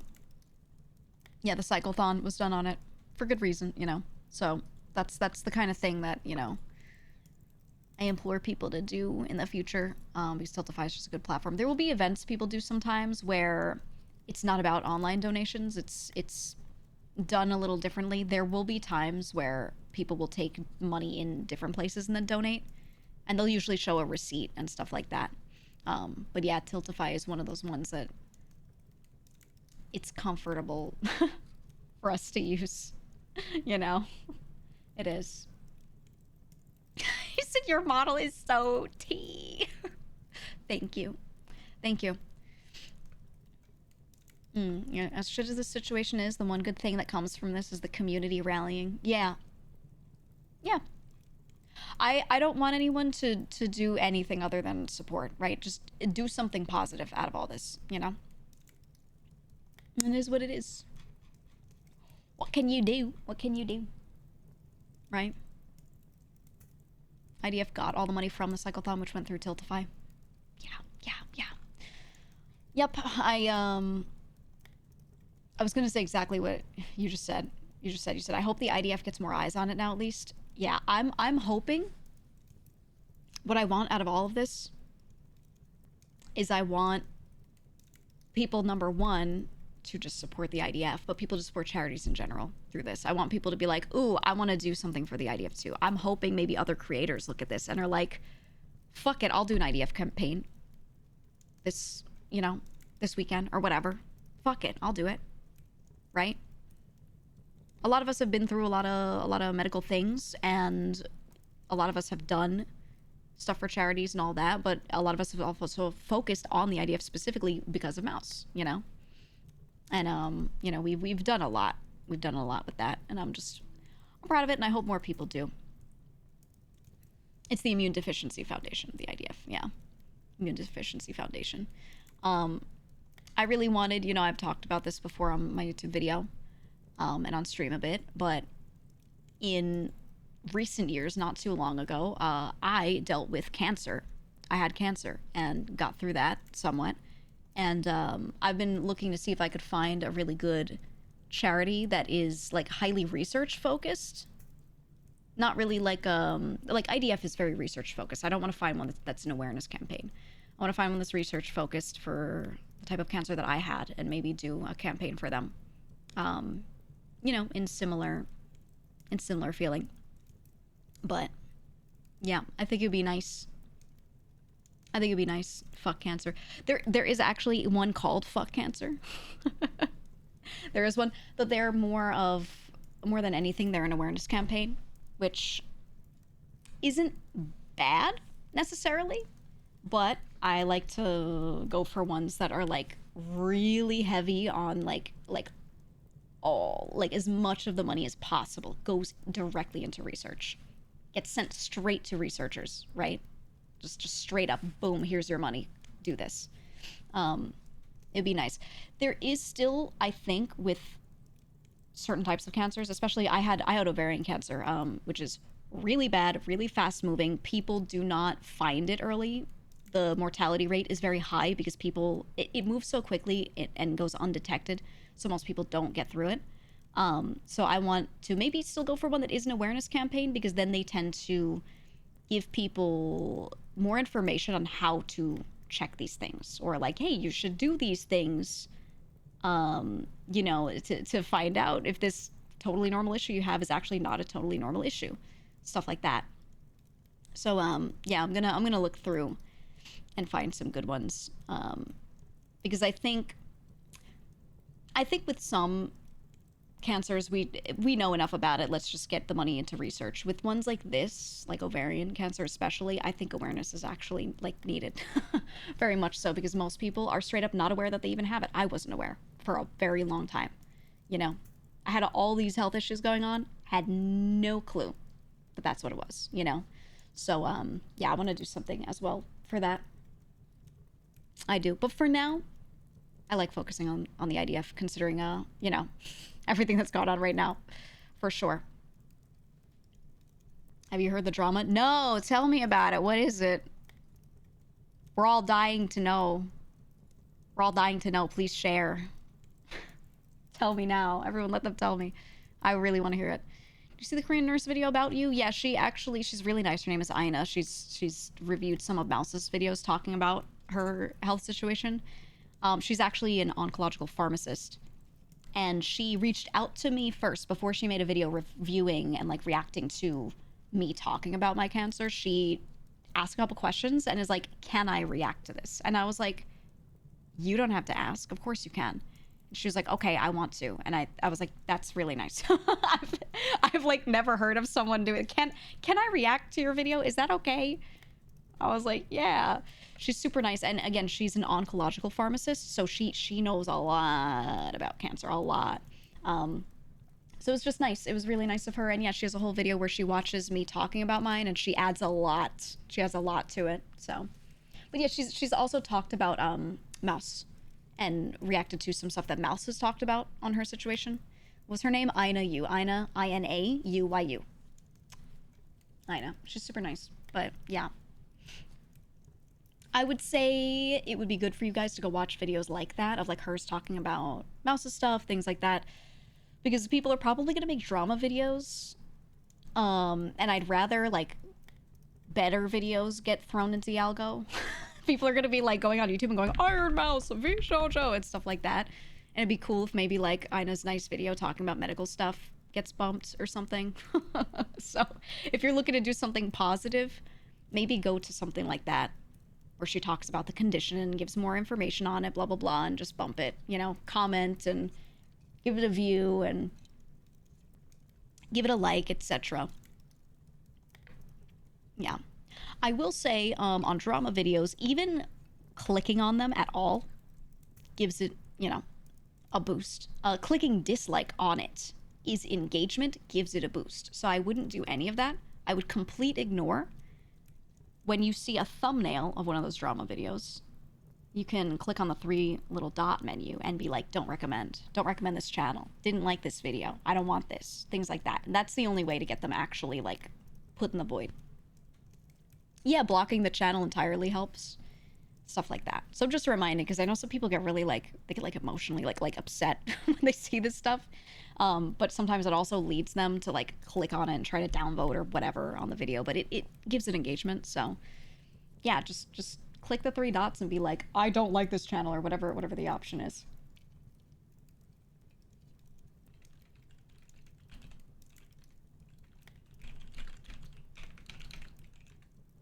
Yeah.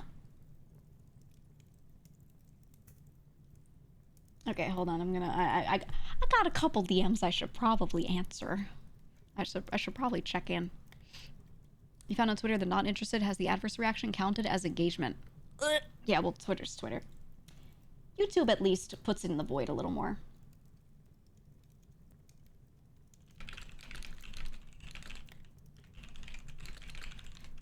Look forward to all the people who will pretend to be lifelong Ironmouse fans for a few weeks, until this gets boring to them again and the new drama comes along.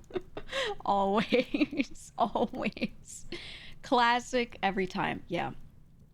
They're gonna show up and they're gonna be like, I always supported you. They're gonna like put on their I'm your biggest fan t-shirt for a week, and then they take it off and they're like, well, who's that over there, you know? Yeah. Whatever. Hey, a momentary boost is good for people, and, you know, it's annoying, but at least, you know, hey, run ads, man. You see a bunch of people coming in and like saying a bunch of weird shit. / commercial 120, run 2 minutes of ads, you know what I mean? like juice them if you gotta, you know. Juice it. So that's my recommendation to any streamers out there. If you've got people, you know, coming into your chat and they're like, what do you think about the recent drama? You'll be like, here's what I think. You hit slash commercial 120. Go, here's what I think. You hit enter. The commercial starts playing, and then you talk about whatever you want outside of that. You just juice those people, man. That's how you do it. So you don't have to deal with it. And then the people who are subbed will like just hang out like normal. They could type weird shit so the people watching the ads can be like, what's going on? What's happening? You know, whatever. And there you go. That's or the real strat, follower only mode, 10 minutes. Easy. Easy. A lot of them see that and they're like, oh, and then they leave, and then you don't have to deal with the weird questions.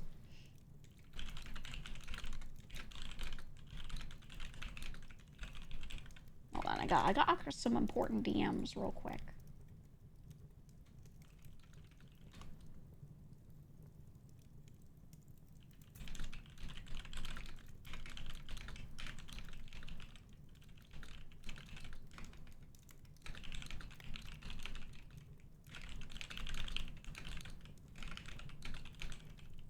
People are trying to decide if they should stream or not. I think it's fine. I think it's fine. I think it's all right. It's okay. I mean, I'm here. I was already streaming, so I mean, what was I gonna do? You know? I go live a little earlier, so... Whoops. And you canceled? That's probably better, yeah. Depends on the person.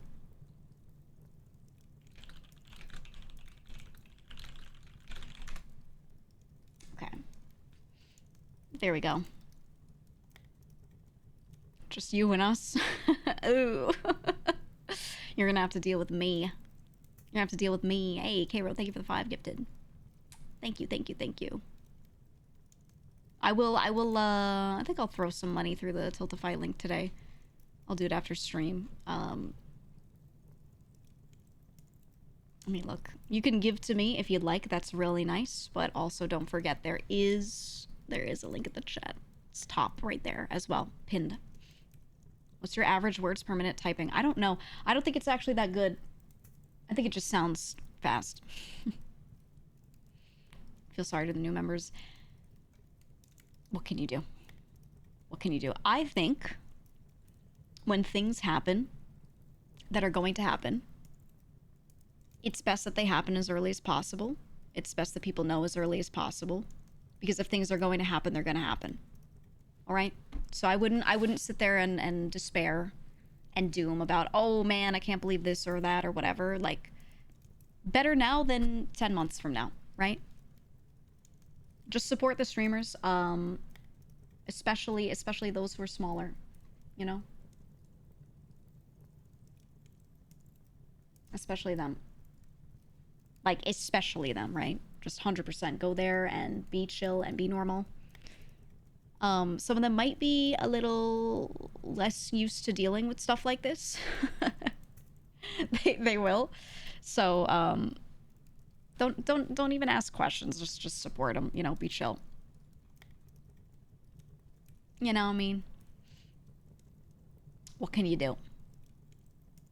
Support the streamers, not the company, that sort of thing. I've always said it since the dawn of time. I've said it before I joined anything. This is something I've always felt that not even related to this stuff or me having been in a company or whatever. I've always said just support the streamers. I've always said that. So yes, absolutely. This isn't even like, it's not something you should think in reaction to stuff like this. It's the way you should always be. You should always be. If you like a streamer, you should support them. That is all. If they are like, hey, support this company, I want you to, and you're like, okay, that's fine. If they don't say a damn thing, just default to supporting them, right? There you go. That's just how it goes, man. Leo, thank you for the 10. Thank you, thank you, thank you. I appreciate that. When is the new outfit reveal? Hey! It's gonna be Saturday. Yeah, I am not posting my tweet today about it. I just put up a link to the Tiltify thing, and I'll leave it at that for today. I'll post my teaser tomorrow morning. I've got it scheduled. If you weren't here earlier, I rescheduled it live on the stream because I before I knew that video was going out. I had scheduled it for 7 p.m. Eastern today, which is in like 30 minutes. And I said, ooh, let me move that back. So I'll post it tomorrow morning. Tomorrow morning. It's scheduled for then. And instead, for now, I've just posted the Tiltify link, and maybe later I'll say something on Twitter, because people are going to not watch streams, and they're going to be like, can I want to know, and I won't watch streams, and I won't watch videos. I need it typed, you know, or whatever. So I'll probably type something, but there aren't really many words to say, you know. Also, I want to thank you for the tier 3. Appreciate it. Appreciate it. What's that thing? It's my favorite emote.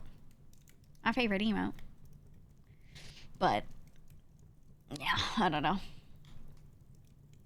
I don't know. Spread correct information, and that's it. Internet going crazy. Are they? As a Are Gen they? Z, I gotta say you've been a huge inspiration for me lately. thank Your you. energy and streams pushed me to start chasing my own creative stuff. Good, good, good. You should.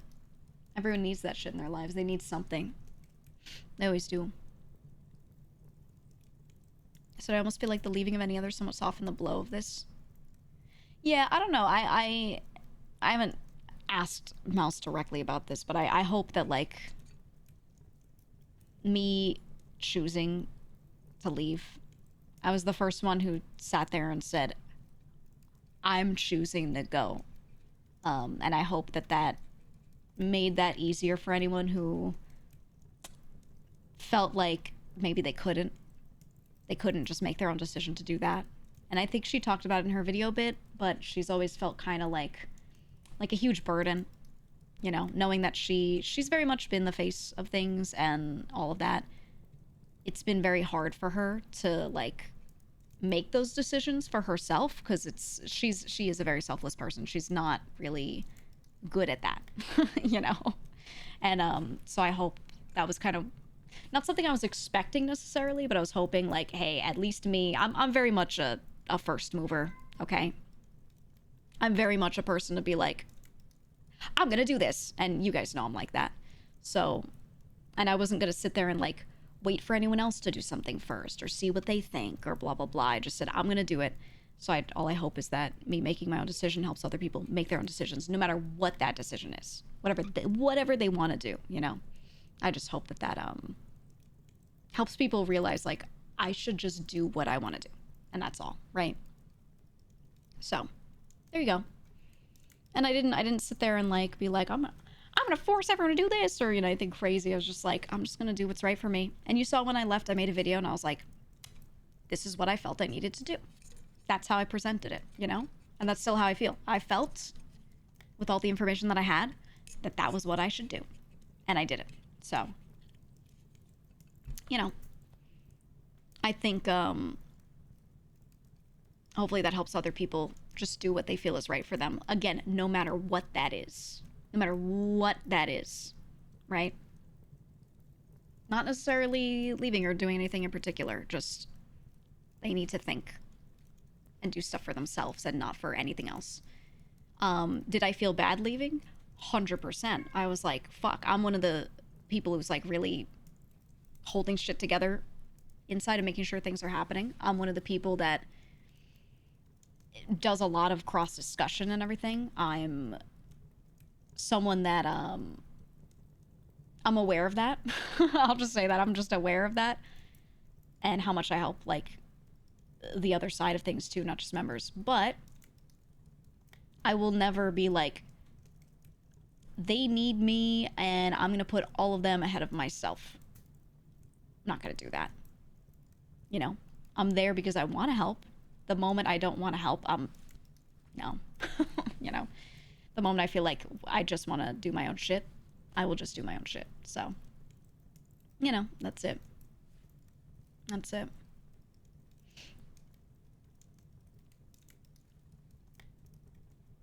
So I missed the start. Were recent events a factor? Why you decided to leave, or was that other factors for yourself? Other factors. This is later icing on the cake, I guess, but yeah. Yeah. Manta said something similar. Mm-hmm. Yeah. She, I can't say specifics about her and her situation, but what I will say is she has always been very truthful to herself and what's right for her. And I don't think there's anything wrong with that. I don't think there's anything wrong with that. And that's it. That's really all I could say. So, I've seen some people try to read into things as if there's something negative there, but no. No, shouldn't do anything crazy or anything bad. So, you know. Please support her. For sure. You said, I feel sick. How do you think I feel, huh? You don't need to feel sick. What you need to do is chill out, support, spread correct information, you know. I should feel sick. No, I don't. I'm chilling out. And I'm just making sure you guys do what you can, you know. You said that activated my fight or flight. What? What, me? Sorry.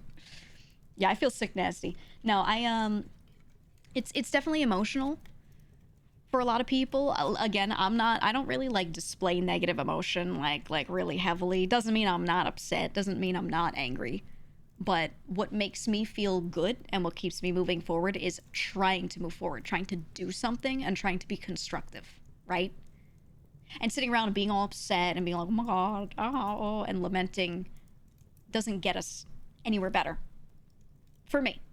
Maybe for some people it does. There are people that need to vent those emotions to feel better. If they don't do that, they get stuck.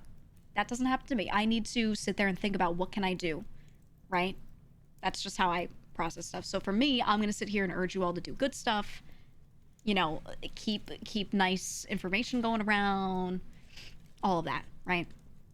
So people are going to like do what they need to do for them. For me, I'm going to be chill. So if you see someone else who's less chill, don't compare our reactions and be like, she wasn't mad or, or anything crazy. It's just to get myself to be in a spot where I'm good. Sitting there and like being constructive about it is the way, you know?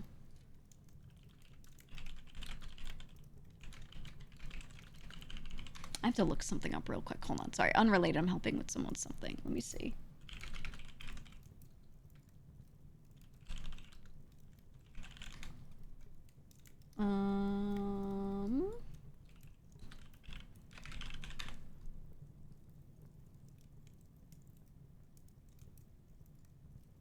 Hold on.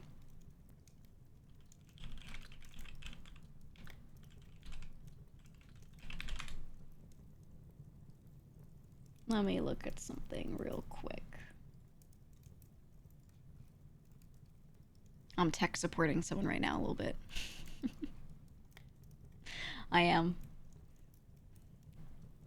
Yeah, you said, I like this comment. You said, as I get older, I've found the way I deal with anxiety is just focusing on what I can control. Makes me feel I can do more shit. So situations like this, I know a lot of people are going to get anxious. They're going to feel, you know, like they want to do something, but there's not much to do. So we focus on what we can, right? And really what you can do is support and spread support. You can go like every tweet everyone makes relating to these things. You can go watch Mouse, like I said, watch Mouse's video, leave a nice comment, even if it's just like, thank you for this video, like you know, whatever. Leave a comment, click on the I liked this button, etc. Right? Like, just spend your time doing all of that, and then by the time you get to the end of that, you'll probably feel a bit better. Like you know, I've done a part of something to make this better. And retweet the tweet with the Tiltify link, right? All that kind of stuff. Just make sure that kind of stuff is done before you're like, I don't know what to do, because there is stuff you can do right now, you know? It's not going to feel crazy, but I feel like by the time you do it, you're like, you're going to understand, like, you actually have helped a lot. So, it is what it is. And if you're like ultra anxious, honestly, go to the former members' Twitters, scroll, find anything that they're promoting, like it. anything they're promoting, hit the like button, done, right? And that way when people are searching for our names, they're searching for Vishojo, whatever, instead of some random ass drama tweet being the first thing that's shown to them, instead it's like, oh, this person's working on this thing. Oh, how nice, right? Oh, they posted this Tiltify link. Oh, how nice. That kind of stuff, right? Do all that. Do all of that. Okay, hold on. I have to Google a thing. Figure out how to do it.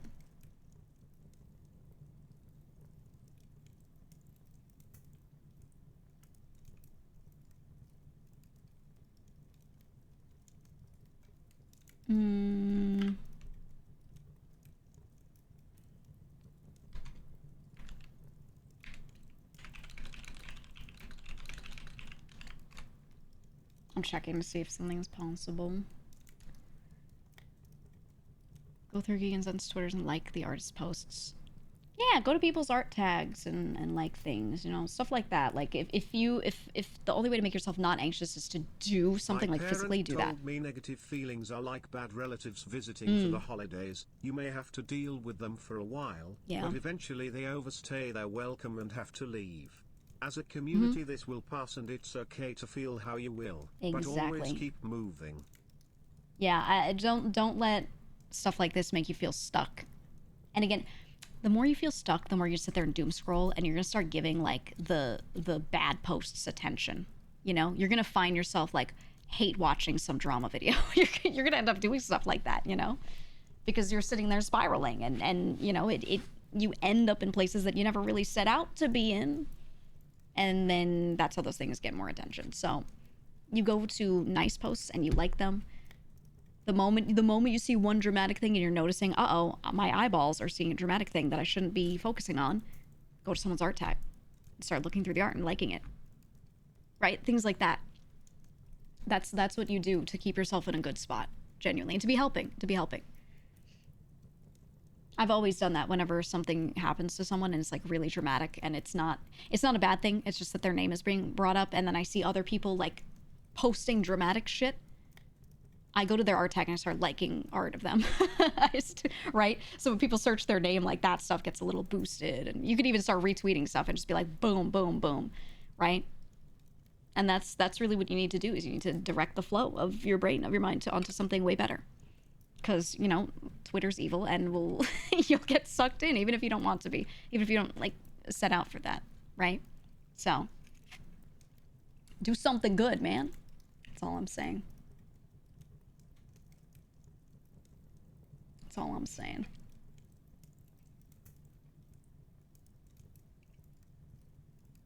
Let me see. Sorry, I'm like helping with someone with something on the side, and I'm not gonna not help them.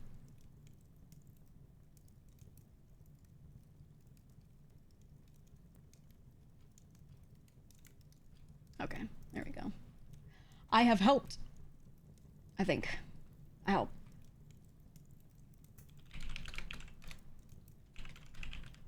I'm getting a lot of DMs. I'm not gonna answer all of them.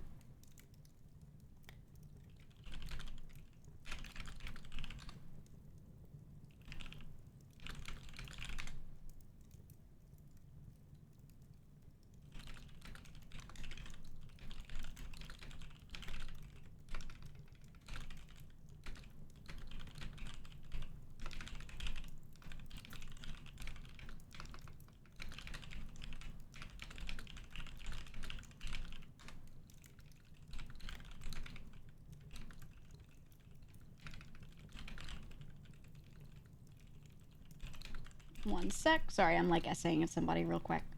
In a good way. In a good way.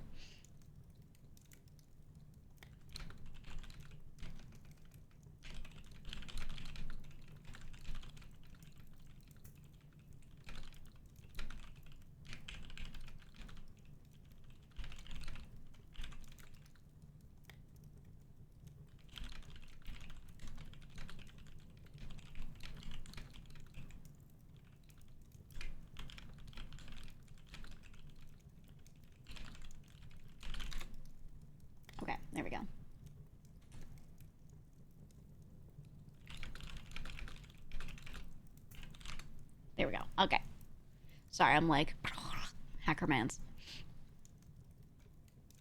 Yeah, you like the fruit meme? Yeah. Oh, yeah, I know. Her timing. It is what it is, man. What can you do?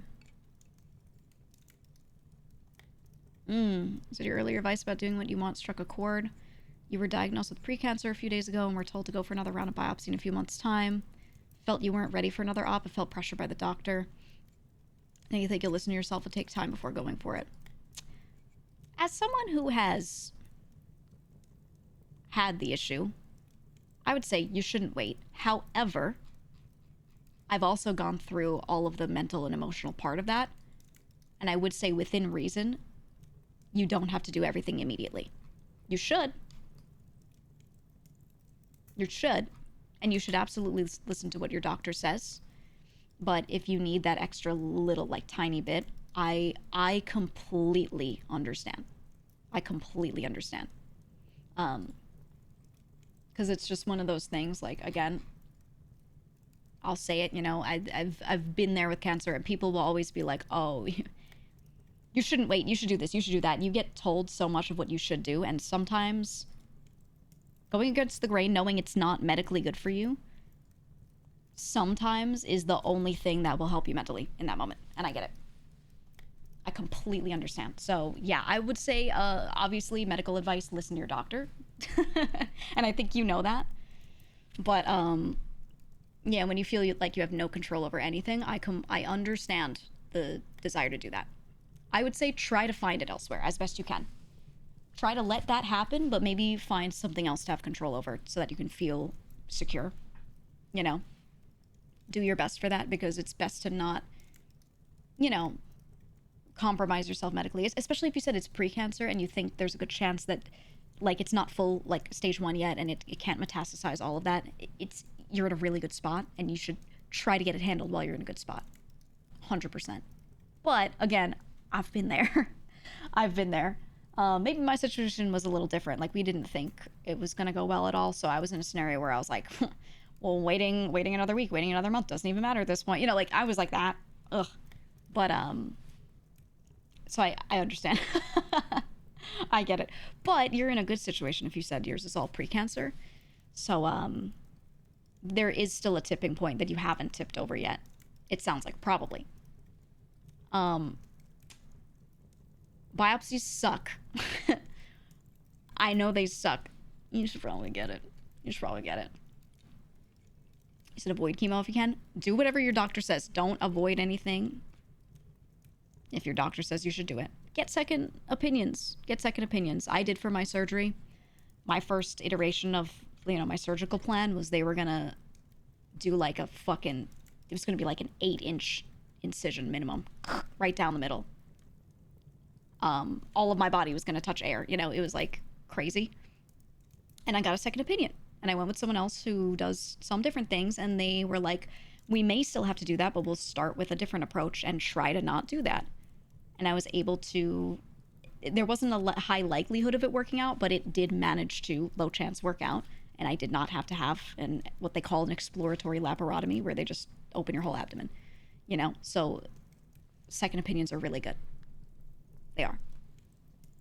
Thankfully, you know, it worked out for me. There was a chance that it wouldn't, but I at least got someone who was going to try, you know? How many hours were you under? I don't remember. It was a long one. It was a long one. It was complex. I had, it was like attached to everything. Adhesions, right? When something is, touching something else, and then it, like, some tissue kind of forms between the two, and it's almost like they're a little glued together. They had to sit there and remove, you know, stick everything from everything else when they were removing stuff from me. So there were a lot of adhesions. So it took a long time, and, you know, you can go watch my video on it, but I had a huge cancerous cyst in me, huge. It was taking up my entire body, and it was touching everything, you know, and they had to cut off little pieces of everything to get those adhesions, you know, unadhered. So, yeah, it was a long one. TLDR was a long one. Yeah. But I think it's a good idea. Like I said, you hadn't really thought about the second opinions thing. Definitely do it, money permitting, insurance permitting, all of those things. I know it's not possible always, but yeah. Definitely do it. I think it's very smart for you to not wait. Sorry, I'm thinking about like the original thing that you commented. Don't wait. Sorry, I have a lot of feelings and thoughts on cancer because I've had it. So, you know, don't. I would have killed 10 people to have been able to find out like 3 months earlier, even that was my issue. To have my surgery 3 months earlier. Know what I mean? Because every little bit you wait could be a new crazy problem. You could wait, and that week is the week it decides to attach to your intestine. And now when you get your surgery, now they have to cut your intestine. Boom. Right? Things like that. Not to be graphic, but it's every little bit you wait could be maybe a little bit of nothing. Maybe you just have more precancer cells that grow, and it's just some random ass tissue. Doesn't really do much. It could be like, now this thing, which isn't even cancerous, is now stuck to your lung a little bit. Right? Who knows? If you have something, if it's like lymphatic, let's say it's just under the skin and you just have a lump. What arteries and veins is it attaching to while it's growing? It might just stick to something, and now when you get the surgery, now it's more involved. Now they have to unstick, right? All that sort of stuff. So, not to be gruesome again, but I would recommend don't wait.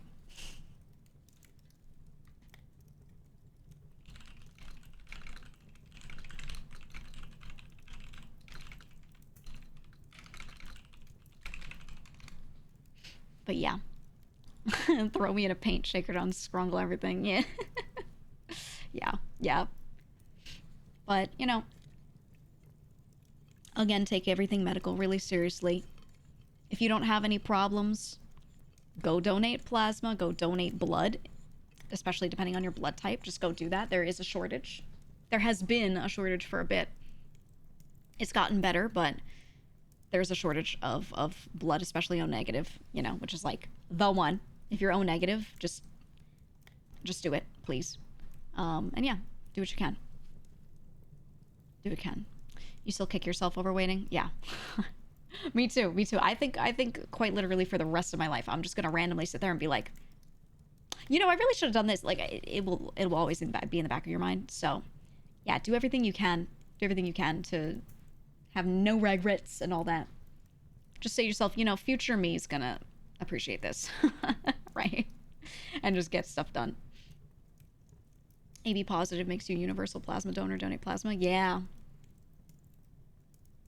I'm AB negative. I'm AB negative. I'm like the taker. Give me your blood. You can't have mine though. No one will have my blood. Yeah. The bloodler. The blood taker. Unfortunate. It is what it is, man. Give me everything. But still, I mean, there are people out there with the same thing as you. Go donate. Go give what you can. Always.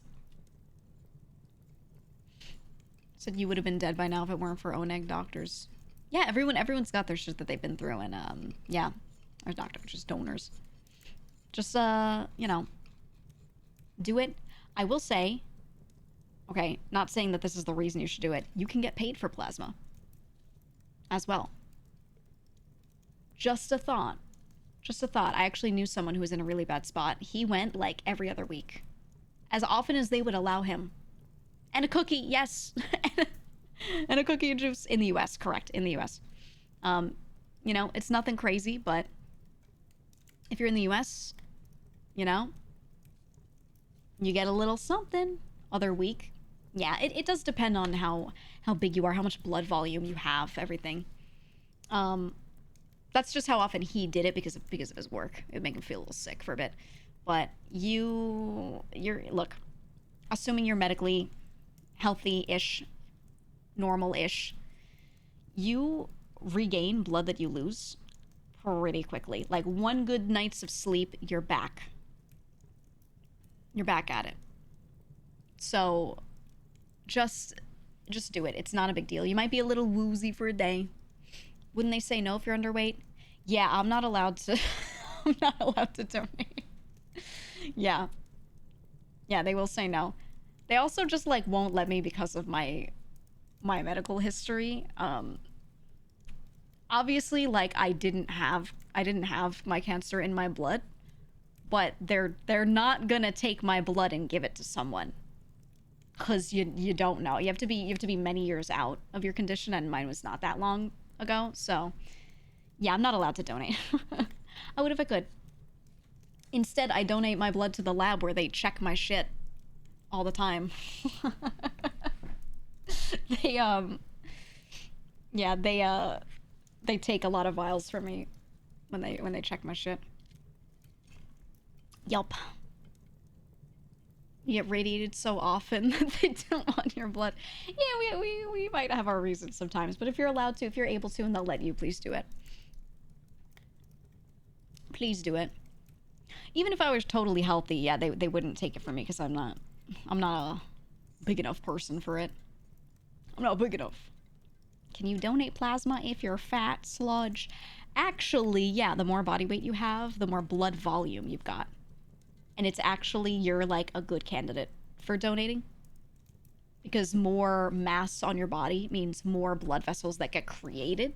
You have more blood volume. This is why actually a lot of people that are large, one of the reasons why they have a lot of heart issues, because your heart is working very hard to pump all of that blood throughout the body. And you have a lot of mass, and there's a lot that it's gotta move. And that has to do with a lot of heart issues kind of coming up. There are a lot of other things, but that is just quite literally the muscles working hard to do that. And yeah. But it does mean, yeah, if you're a bit larger, you do have, yeah, you're juicy. You got a lot of blood to give. And yeah.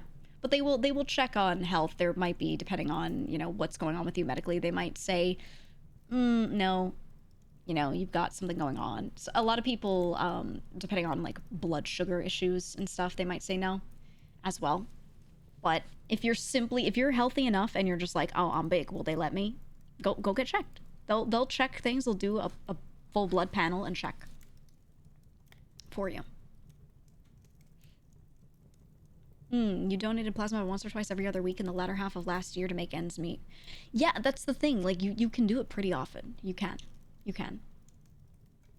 A lot of people do it once, which is cool enough, and people are always very, very thankful. But your body replenishes it. It just replenishes it, and there's no reason why you can't just go do it again. So, I would recommend it. I would. You want to donate plasma, but you're worried that it's complicated? No. You go sign up, they go check to make sure medically you're clear to donate and that your blood is okay to take, or that your plasma is okay to take. You sit down, they hook you up into the machine, it pulls blood from you, separates the plasma out, takes the plasma, and it takes everything else and puts it right back in you. That's it. And you just sit there for a while.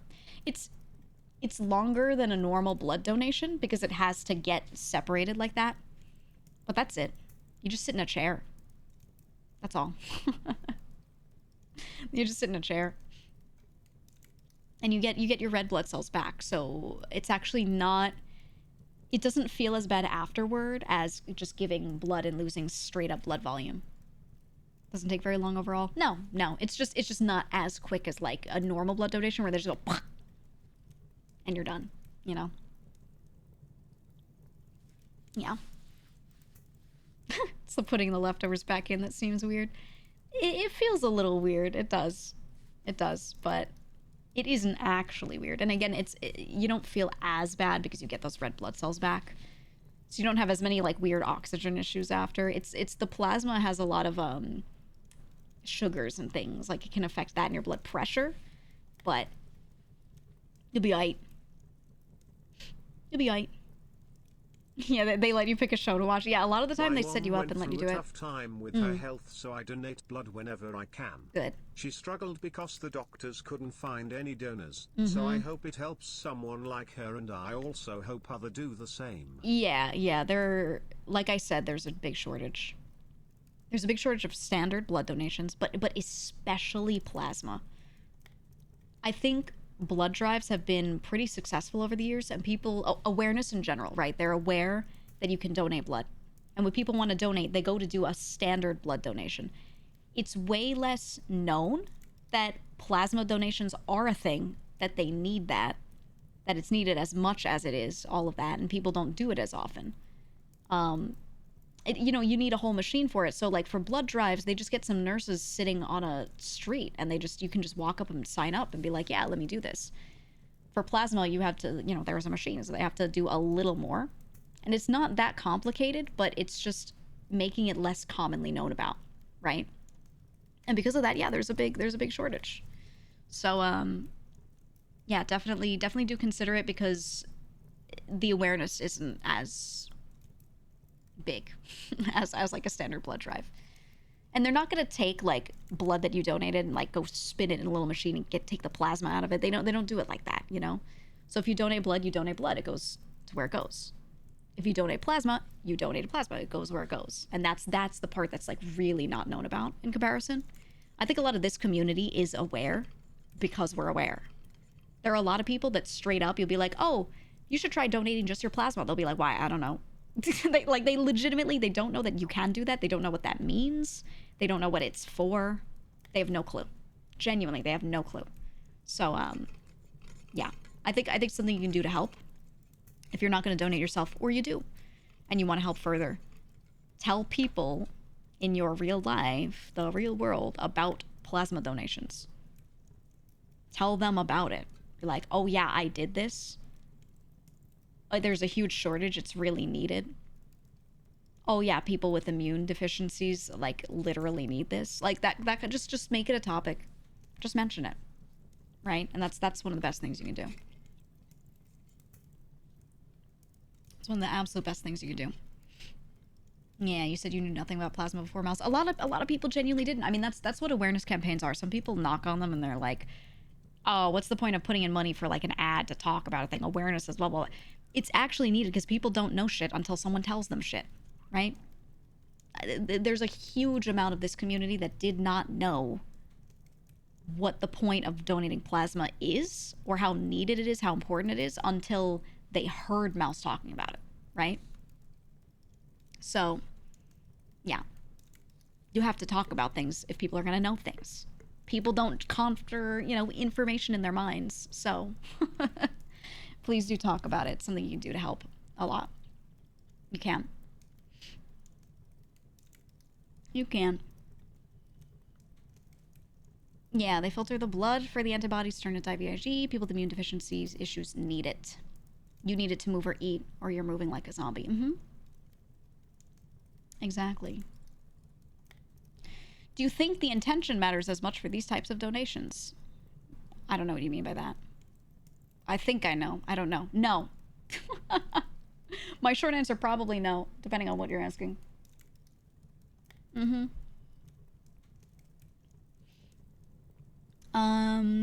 You said, quick question for that link. Is money that's been donated to the IDF way past the goal for the fund and bar? Yeah, so the bar looks the way it is because when Mouse set this up, she set up her goal as 10K.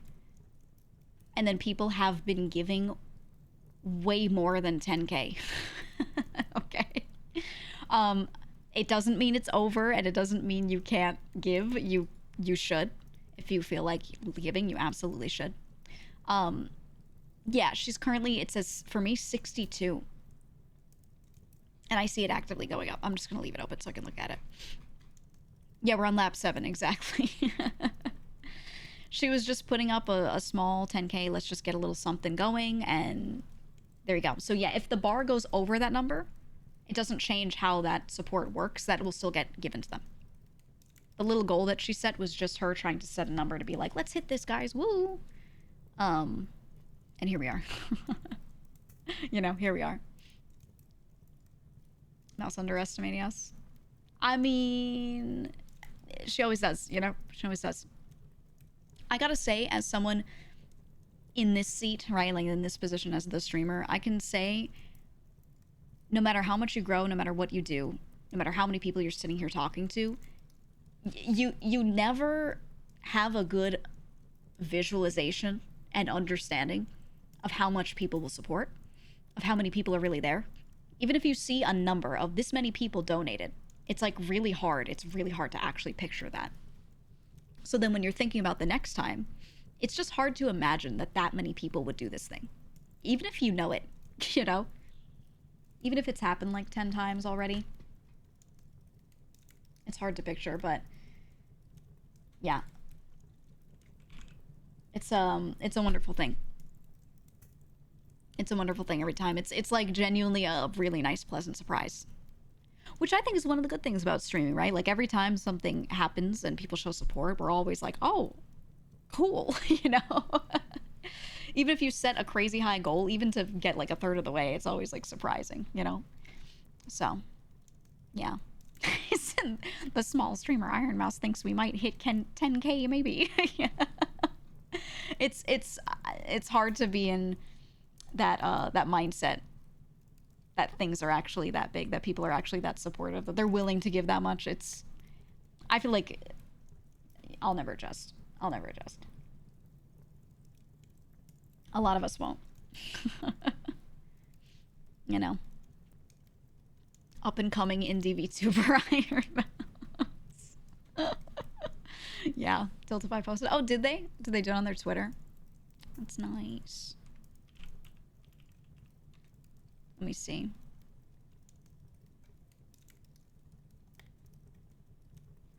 Oh, yeah, they did.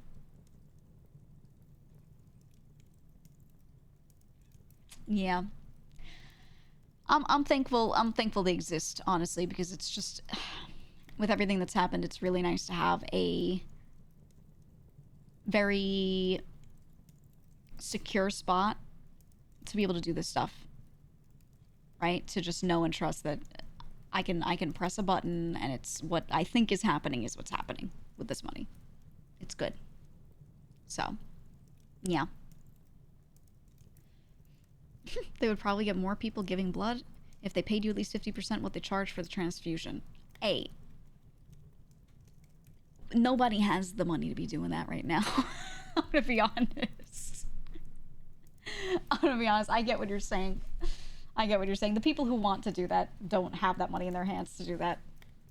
I get what you're saying, but yeah. The people who would make that call are not the ones holding that money. But look, I've been through it with the healthcare system. I've been through it. I know. I know. Completely. And I don't disagree. I don't disagree. You know? So this will certainly put an end to the is GEEGA joining Bishoja jokes.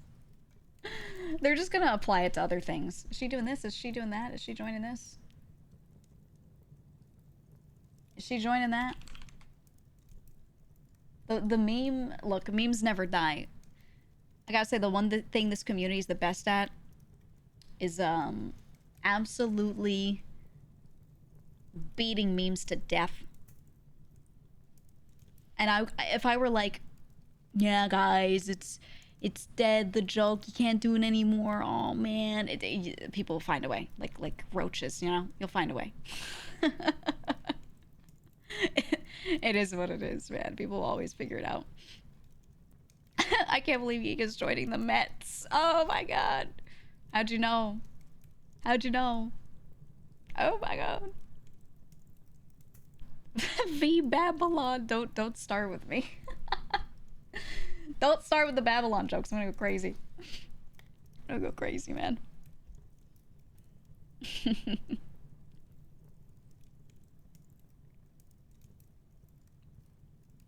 I don't know. I feel like there's more to say, but I don't know what else to say.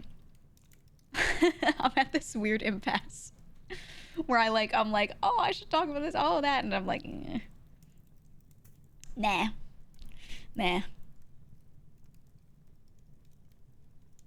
I think we're good with that, right?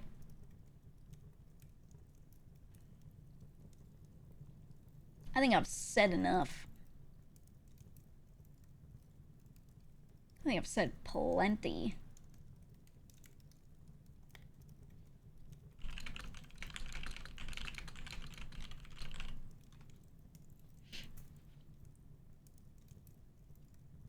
It feels like it's run its course. Yeah. Yeah. Well, I feel bad, even if it's like literally two people will come into the chat and be like, what's going on? And then I'm like, oh, and I start feeling like I want to like help them get informed, you know? But yeah, I don't need to like ruminate. I don't need to circle on it, but you know. People can just click on the link to the video, you know, and they'll be chilling.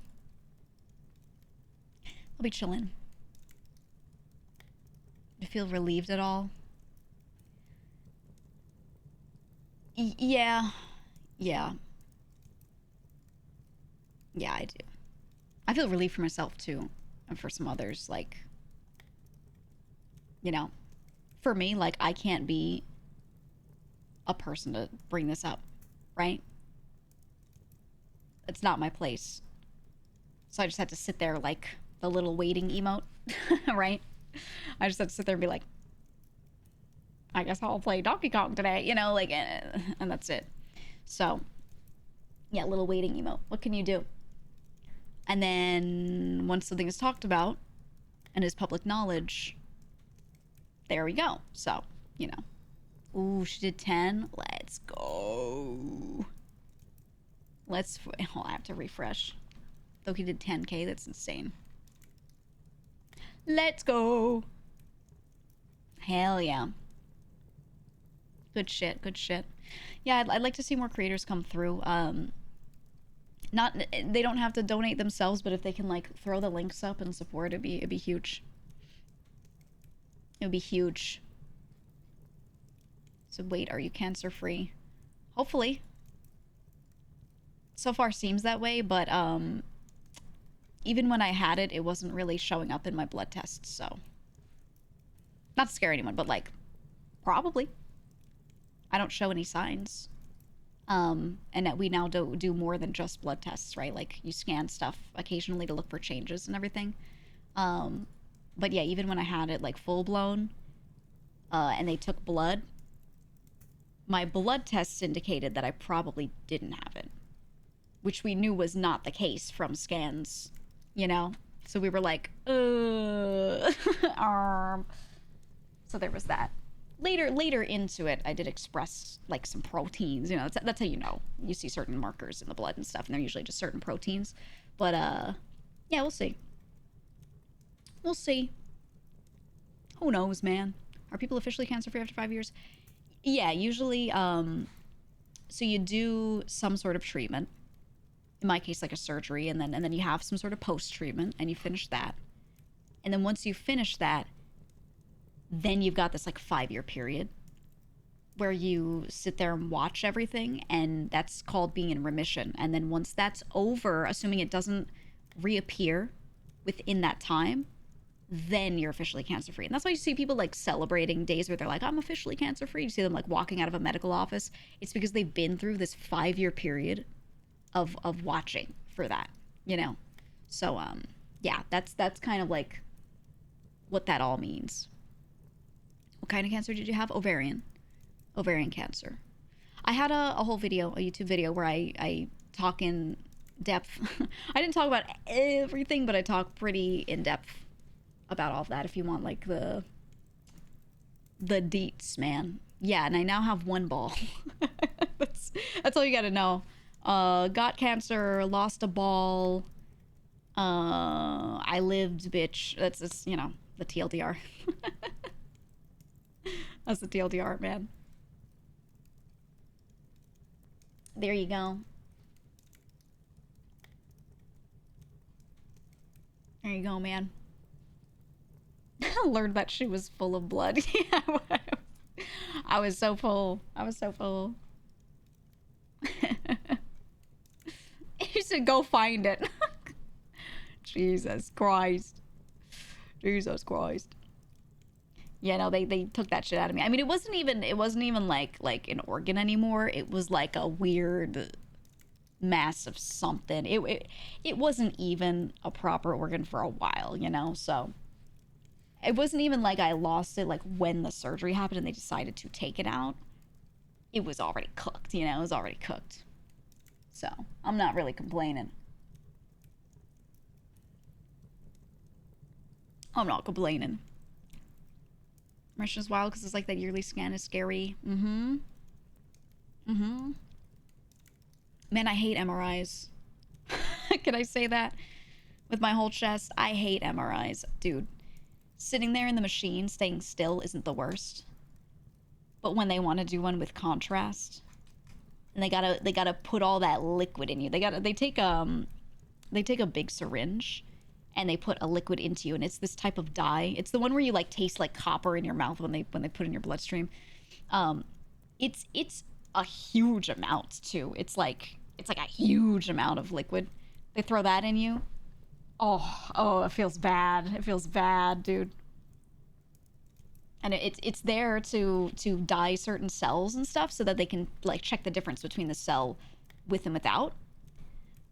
And it is a way to tell like the actual physical makeup of certain things, all of that. But yeah, some people pee themselves when they get the contrast liquid put in them.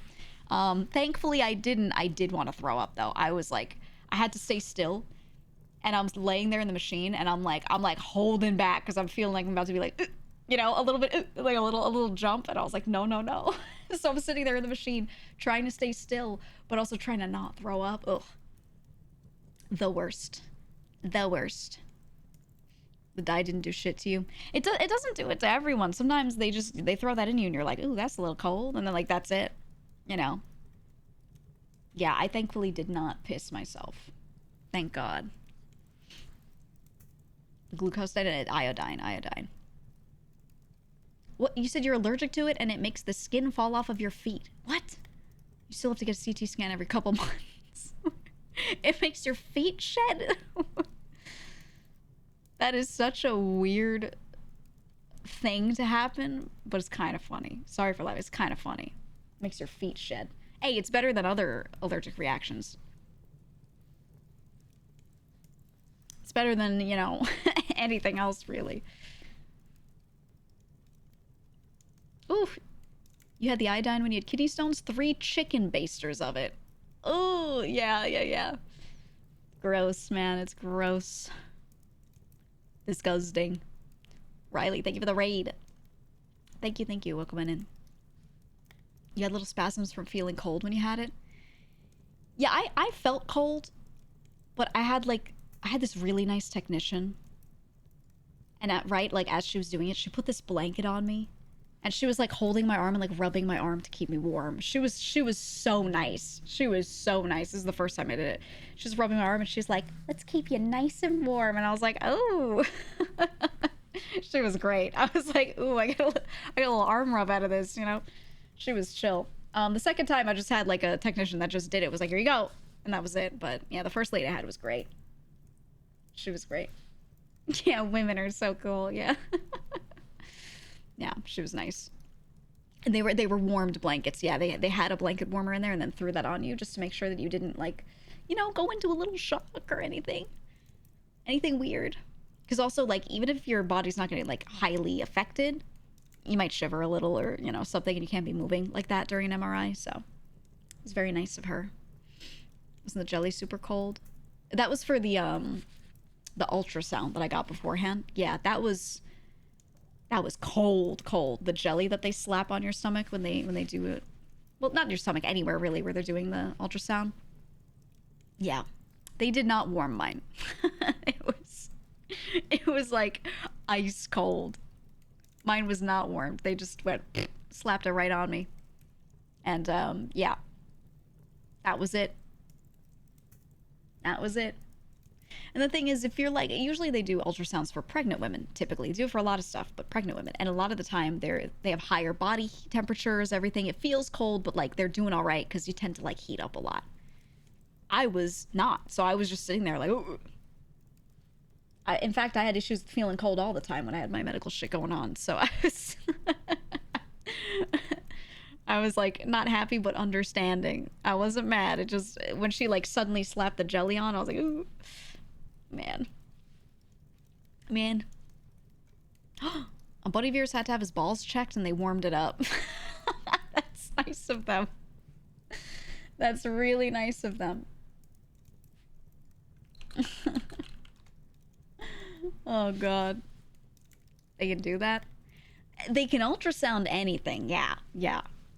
And it lets you check tissue density. So like if you see a dark patch, like a black, just black on the monitor when you're looking on an ultrasound, that indicates that that's likely liquid, right?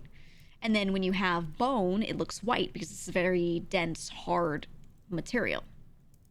So you can ultrasound anything to check like the kind of the makeup of it, look for shapes and stuff, and it's easier to do that, and it's like not really invasive. It's not like a lot of weird radiation to be taken in or anything like that, you know. So it's a nice way to check if there's an issue without having to go into like full x-ray or, you know, all these other things, because you want to not get exposed to radiation where you can. But yeah.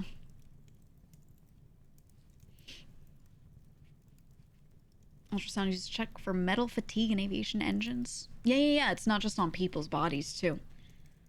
Anything where you cannot see physically into it and you want to scan through.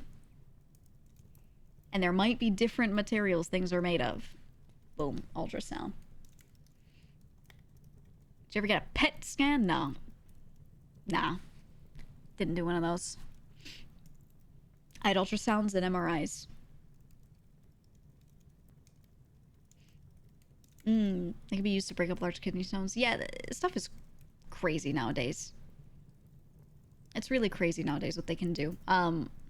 Even though they can do crazy stuff, sometimes you end up like me and they're like, we gotta cut you open. You know, sometimes there's no elegant way to do stuff, but no, medical things have come really far, really far. And that's the importance of research, and that's the importance of putting money into research, and that is why we give money to the IDF. We give money to organizations that are trying to do stuff like this. So maybe if you have something in you that needs taken care of, they don't have to completely cut you open. Maybe they could do something that's not so crazy. So, you know, that's the importance, and that's why we try to work on this stuff and give them funding. Gallbladder removal. Yeah, now they could do this stuff with like tiny incisions and a little robotic arm that can place itself next to things. They put a little tube in you and send tools through it to do stuff, so that way you're left with like a scratch to heal up, you know. It's amazing. It's amazing what can be done nowadays. It really is. There's a new anti-nausea med they can give you before chemo that really reduces the chances of you throwing up. Dude, chemo is... Yeah. Yeah, it's bad. It's bad. You cancer as a baby and they have to take out your entire kidney and part of the other one? Yeah. It's tough when they do things like, you know, care on babies like that, but nowadays there's a lot more that can be done with radiation and all that stuff. It's crazy. Huge advancements, and, you know, I just hope that we can keep giving to any organizations that are working on researching for things that we don't have that kind of progression on yet, right? The IDF trying to work on immunodeficiencies. I mean, there's so much that we still don't know. There's so much that we still can't do for these people, but we're trying to, right? And that's the importance there, right? Is researching new ways, and you cannot have research done unless you have money to put into it, right? Eventually we'll be able to. Yeah, never say never. Never say never.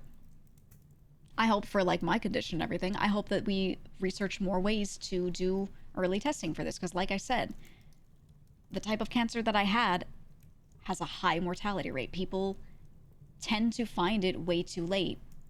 It's very rare that people get diagnosed with stage 1 ovarian cancer. That rarely happens, because they tend to find it in stage 3 and 4. And that's it. They don't tend to find it earlier than that. So for me, you know, I'm trying to find foundations that I could work with that maybe are looking into specifically ways to screen better for it, right? Getting a lot of that to be more commonly done for women. How many stages are there? 4. So if you have stage 4 cancer, it means it has like metastasized, right? It's broken off and attached itself to different places. It's being found in like your blood or lymphatic system, or, you know, it's starting to create growths in other areas, other tissue types. There's a point where cancer cells often are able to eventually just exist in other tissue types. They start off being kind of quarantined to just the type of tissue that they started off as. And that is earlier staging. So with the one I had with ovarian cancer, typically they don't find it. They don't notice that you even have it or discover that you have it until stage 3 and 4, which is typically when it's really late and your chance of getting through it or being alive after 5 years of discovery is usually the metric. The chance is really low compared to other types where they find it early, you know?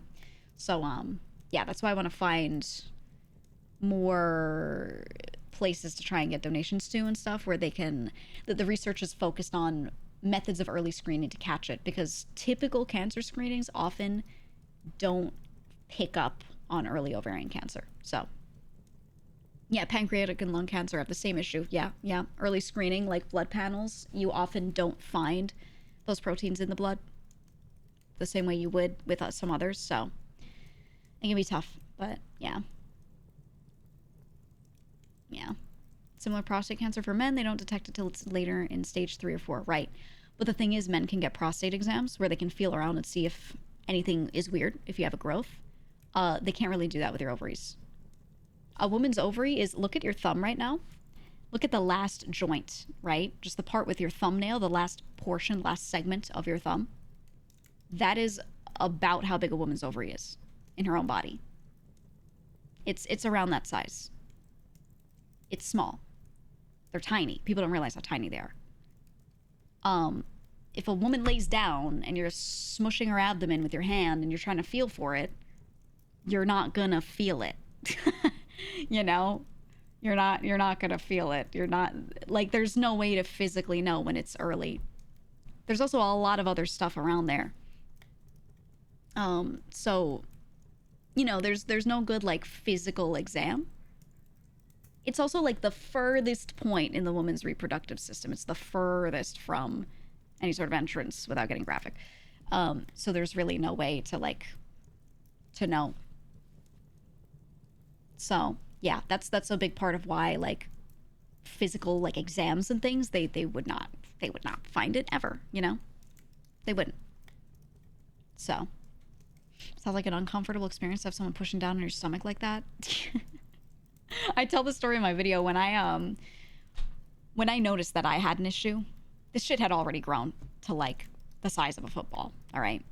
When I realized that I had an issue, I was at my doctor's laying down and I was like, yo, feel this shit. And she was like pressing on my abdomen and was like, oh, you know, and realizing that, yeah, there's something in there, because it was huge. Yeah, it was about the size of a football. Yeah. It was, like, big enough. Big enough. And the thing is, it kind of feels like everything else that's in you. So how, you know, how would you know? How would you know, man? And the thing is, it not to rehash everything from my video, but, like, it grows internally. It doesn't start pushing out of you until it's moved all of your soft organs out of the way. So, you know how, like, a woman will be pregnant and she'll not show for the first couple months until it gets sizable, and then it gets big enough that it starts to push out a little? It's the same thing with a lot of cancers that are in the abdomen. So if you have, like, this is why colon cancer is another one that's really hard for people to notice, because it has to get pretty big before you see a physical difference from the outside, because you have a lot of organs inside your abdomen and they're really soft. Yeah, some women, like, barely show until later, right? Your organs are really soft. They get pushed out of the way because what's on the outside? A muscle layer. Something has to be pushing really hard against that to be, like, physically showing on the outside, right? So as long as you've got a little soft organ tissue in you that could be pushed around a little bit, anything that grows in there is just going to compact that down a little and take up more room without your muscle layer being, like, moved around, right? And then eventually, when it's grown big enough and there's no room for anything to move out of the way or get squished down or whatever, then it starts showing a little bit, depending on where it is. And that's when you notice it. And by the time it's that big, then you're like, oh, it's huge, you know? So that's why, yeah, like pancreatic cancer, colon cancer, ovarian cancer, those types are really, really, really hard to find early because there's no physical representation that you'd see. So, yeah, gallbladder, a lot of stuff in the abdomen, yeah. And a lot of the symptoms that you get from them are totally explainable by other normal things that happen, right? You'd be like, Doc, I'm pooping weird. And they're like, yeah, well, have you been eating fiber? Right? Are you hydrated? Yeah. Okay. Take some, I don't know, something to help it come out or whatever, you know, whatever you got going on. People get constipated all the time, right? There's a lot of stuff going on that like could just be a normal ass symptom, you know? But yeah. So anyway, something, blah, blah, blah, awareness. Please get yourselves checked and take every little thing that happens to you ever seriously. And please donate if you feel like you can to any foundation that is researching ways to screen for medical issues, specifically for cancers. Please donate anything that is research-based about any medical condition because we're really far along medically, but we still have a long way to go, you know? Yeah, I'm reading what you said, Yuki. That's Yuki, mine was like that, where it's like attached to everything. Although mine wasn't an abscess, so they just had to remove adhesions, but yeah. Yeah, mine was adhered to everything, so my surgery was really long, really long. I went into the hospital. I don't remember how long it was, but I went into the hospital and I remember waking up really early and I was like, wow, I can't wait to be put under because I want to sleep. I was like, I would just remember being so tired. And I got there early in the morning, checked in. I was sitting in the room. They were doing all the prep. It was like I was sitting in that room for a long time in the hospital bed, just getting prepped for surgery. It was just so early. I was just so tired. I go under. I remember getting out and it was like night. I don't remember how long it was, but it was like, it was a long time. And I can't tell you how long I was under versus how long I was awake but out of surgery and stuff like that, or pre and after. I just don't remember. I don't remember. It was a haze of a day, but like, it was long. It was long. Did your surgeon warn you that they're putting you under, or were you talking and suddenly wake up in another room? Mine was, they sedated me first. They did a mild sedative first to get my like body, my muscles to relax. It was more about the physical muscle relaxation than anything because they had to cut through my abdomen. They did that. They did nerve blockers, all these things. And I don't remember anything after that. So they did the sedative first before like properly putting me under. They did the sedative and then they start wheeling me out of the room and boom, it was like blank right there. And it wasn't until like a month or two after the surgery that now I can remember what it looked like when I was getting wheeled through the hallway a little bit. And I also can remember like a scrap of time from being on the table, the operating table beforehand, but it's like in tiny pieces. It's like barely there. So yeah, I don't remember seeing my doctor at all. I don't even remember seeing him. I like genuinely did not see his face that day.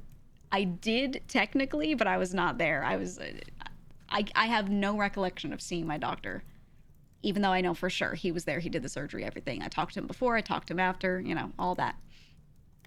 But yeah, I don't remember anything. But honestly, all in all, great experience. Way better to just like be out, you know? So I was chilling.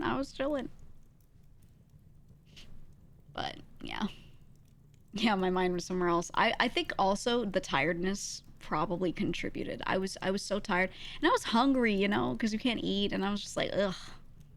I was so ready for it to be over. So remember them telling you they were gonna strap your legs down and waking up 5 hours later? Yeah, I don't remember anything. I think I remember when I was like first put on the operating table, because I remember it because it was cold, right? You get put on the table and I was like, oh, the table's cold. And then that's it. That's all I got, man. Nothing else. And then I just wake up in the comfy hospital bed feeling like shit. Did they give you the more morphine button after the surgery? They did. I never used it. I told them I didn't want it. I was like, take this out of me right now. I'm not using it. As soon as I woke up, I said, I'm not taking anything.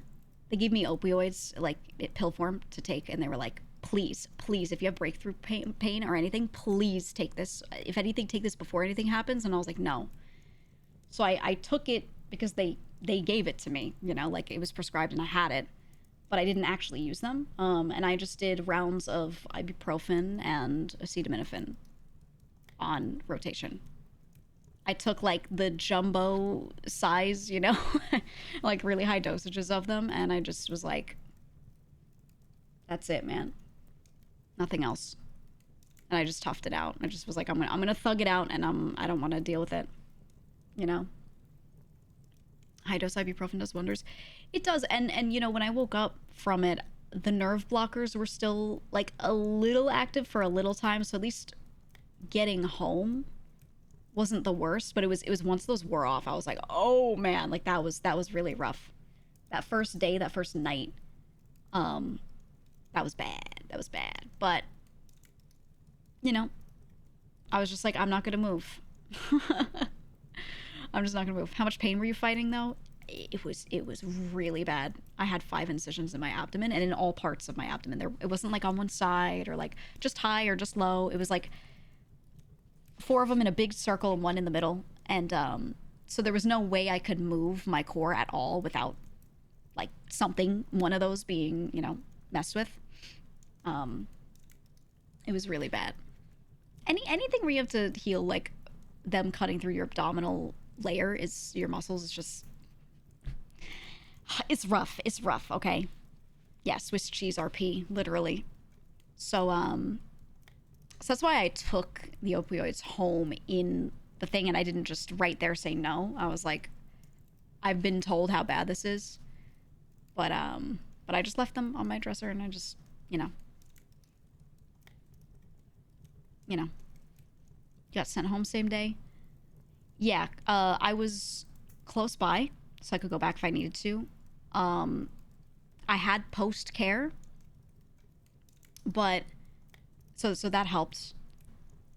But I would have had to pay in full for being in there. So I was pretty much there through a lot of the night. It was as soon as I could go home, I just did.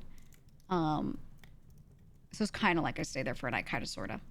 But I did not want to pay for laying around and moping there if I wasn't going to use the morphine button, stuff like that, because it was just so much money. And yeah, and also the risk of infection and stuff. They just were like, hey, if you can be home, like, do, because there were a lot of patients in the hospital, and the rooms were very full and everything. And I was like, you know what, I'll thug it out there. Did you do? Yeah, I did physical therapy. I had to. Yeah. But yeah, I just was like, man, I'm just gonna be home, so I'm not around all these people. And I had help, you know, so I got through it. Whatever. It's whatever. You said I'd be hitting that button. I don't think it's the worst idea. Honestly, I don't think it's the worst idea. Just for me, I just didn't want to. I didn't want to. Home as cats? Yeah. My cats were freaked out and could tell something was really wrong, so they sat next to me, but they didn't like lean on me and stuff, which I was really thankful for. I was kind of worried because they sleep on me a lot. They climb on me, they you know, and I was like, oh my God, I cannot be having them. I cannot be having them trying to lean on my side and stuff. If I had to move my arm and like bat a cat away, just moving my arm, you don't realize how much you use your core muscles until they're all like cut through and stitched, you know? Even just moving my arm to like push a cat away, I would have been in like so much pain. I needed to literally lay down and not have to move. So they were really good. They sat on my bed, but like 2 feet to the side, you know? And they were with me. They were with me, but they didn't do that. So thank God. I was really worried about it. I was really, really worried about that. There's documented evidence that cat purring helps healing. No one knows why, but there's enough data to show it does. That's crazy. That is crazy. That's funny. I had them nearby. I think it just, keeping your mood up is a really, really, really huge thing in recovering. Like, really huge. Keeping your mood up is insane. But then also, I was gonna say, yeah, like the feeling of purring is a vibration, and you're keeping you know, blood flow going. The biggest thing in making sure that you heal well from a surgery is blood flow. And that's why, even though you might be feeling like you just got out of a war zone and you've been stabbed 1,000 times, they're like, hey, you should walk. And you're thinking to yourself, how in the world am I gonna walk right now? How in the world can I get myself out of this bed right now at all? But they will tell you, you need to walk. Even if you're just moving a millimeter a minute, you know, they'll still be like, you need to do this. Because it's the thing that gets you healing, and it makes sure you don't get blood clots after, which can kill you. So that's what you got to do. So it's the best thing you can do, right? Just keep moving. That was the worst part of my day, which multiple times a day I had to like get up and I'd be laying there and I'd be like, I don't know right now how I'm even gonna move right now. And I had people helping me, physically helping me get up, because I just could not without like tearing something. So it was rough, man. I remember them getting me out of the bed post-surgery and being like, you have to complete a walk before there's a checklist of things before we're allowed to leave. And one of them was, you have to walk down the hallway and back. You have to prove that you can get there, even if it takes you an hour. You have to prove that you can do that. So I remember walking with the nurse, and I had the grippy socks on and, you know, doing all that. And she's holding me, and she's like, don't even try to like do anything crazy. I'm gonna move you and we're gonna get you going, you know. And it was just, oh, that was the worst part. That was the worst. Core muscle damage is so brutal. Yeah, to this day, like stretching around, I can feel spots that are still tight because I have scar tissue at the, you know, the muscle layer, at the muscle level. Or if I like stretch backwards and I stretch like the front of my body, my abdomen muscles are just kind of getting pulled, abdominal muscles, I can feel like spots where they don't want to move. They don't want to move so much, but they don't hurt or anything, obviously, so it's good. Ooh, did we pass 90K? Ooh, okay. Beautiful, beautiful.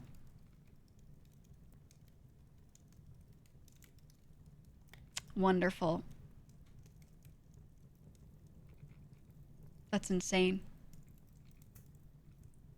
I feel like it's gonna go crazy over the next couple days. I appreciate it. I thank anyone who's been donating. Thank you so much. Thank you so much. This is why I talk about my medical situation. This is why Mouse talks about her medical situation, right? Because when you don't talk about these things, people just don't know, right? So talking about it is the only way to get help toward it, and then that help is what gets research done, and, you know, it's a great thing. It's a great thing. You wish you were in a financial situation where you could. If you can't, don't. If you're on the cusp, don't. Don't force yourself. There's so much good you can do for free. Like I said, you can go to Mouse's video where she talks about her situation, then also urges people to donate, and you can boost that. You can comment, you can like it. You can go to all of the links people have been posting in support, and you know, like I tweeted, you know what to do with the link, and you can go retweet that and like it and comment on it and all those things. You know, there's so much you can do for free to help. And if you help someone else see it and they can donate, there you go, right? So don't push yourself. Do not. Do not. Yeah, you said as someone who's worked in policy, money really does run policy, including researching stuff like this. Yeah. Yeah, it's crazy. It's crazy. It's really important. It's really important. People will, I said it before, people will knock awareness campaigns and they'll be like, what does awareness really do? But like, awareness is literally the thing that is needed for something to start. And then as it's going, if people are not aware that a thing is going, it dies. It dies right there because people aren't aware of it, you know? So literally ads to just let people know that this thing exists. It's also important. Strachilias, thank you for the bits and thank you for the 10 gifted. I could turn alerts back on now. I had them turned off for a bit because when the video went live, I felt like it was best not to be talking about it and have people spamming stuff, you know. They're back on. Also, Damaged Mouse has... Giegler. Thank you. It's because the doctors she went to weren't aware of it, and it was too long before she got treatment. It's about getting awareness, getting money in from that awareness as a result, having the research be done, and then having that research get distributed to the right medical staff.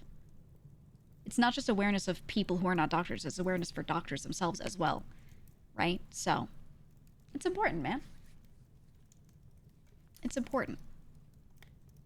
But yeah, thank you all. Thank you anyone who has donated. I'm just going to leave this pinned to the chat, and I'm going to leave it open so I can keep checking back on it. If anyone does any big donos, do let me know.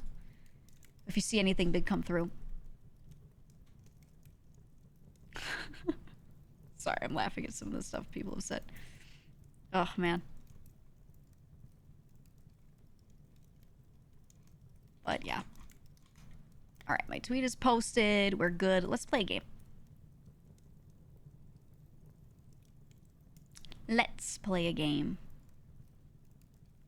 Let's do it. What is this question? You said, I think you're talking about Mouse. How much in debt was she to be showed she loves acquiring new models, and new models aren't cheap? She paid for everything herself. She paid for everything herself.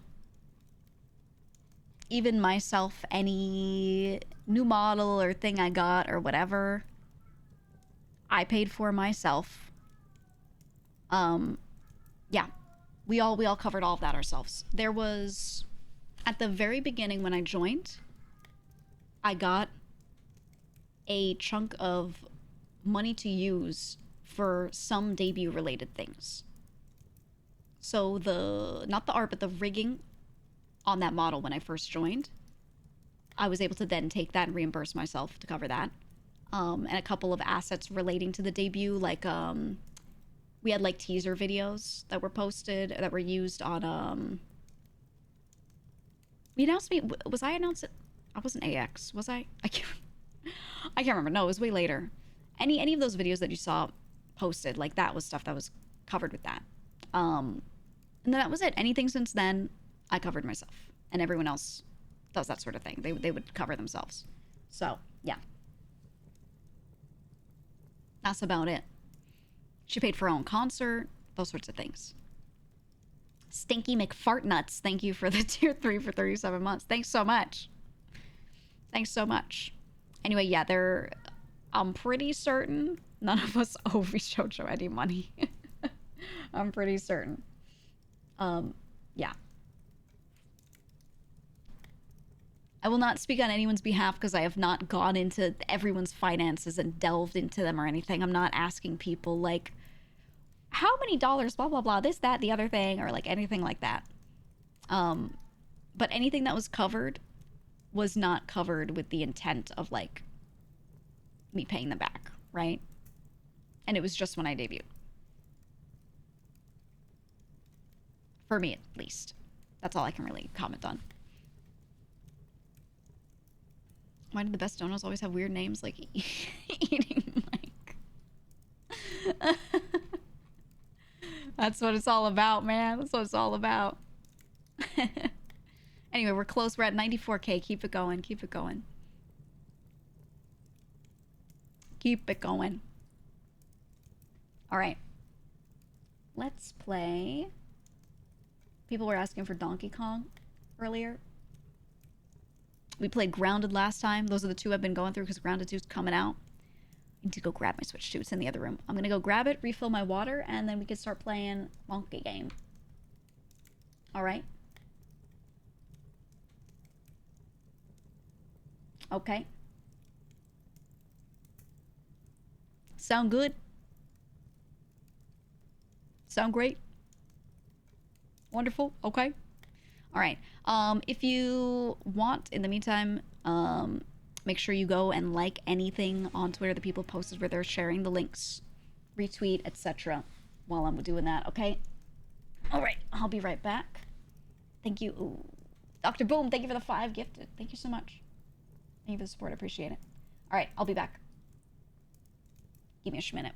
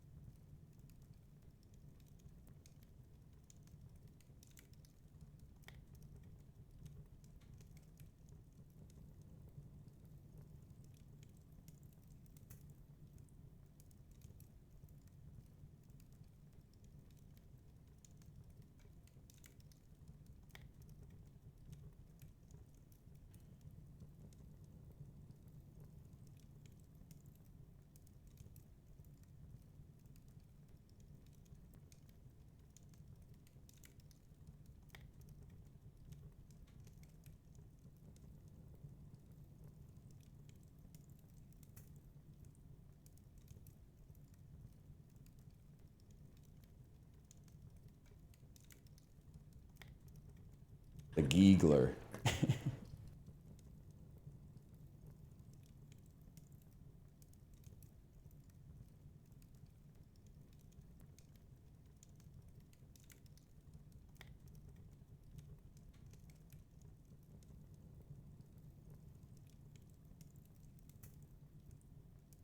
Moo!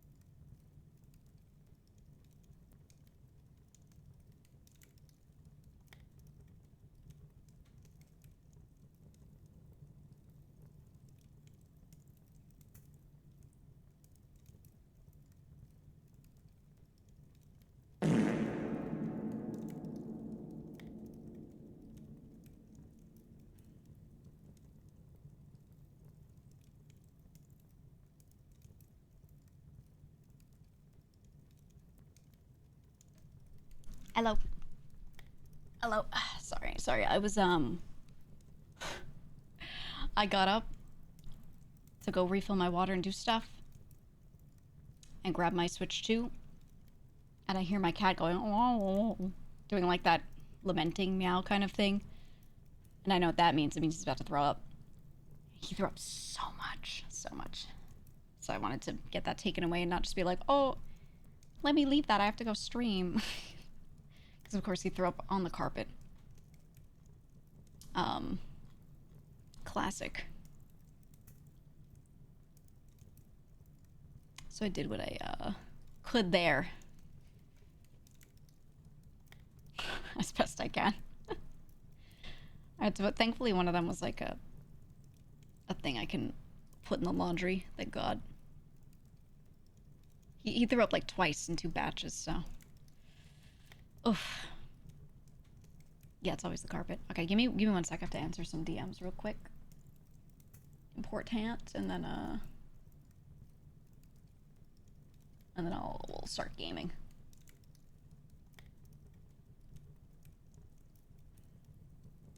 Love this song, by the way. It's by Mondo Grosso. And Aina the End, who's an idol from Bish, the alt idol group Bish, as the main singer for it. In case anyone's like, what's this?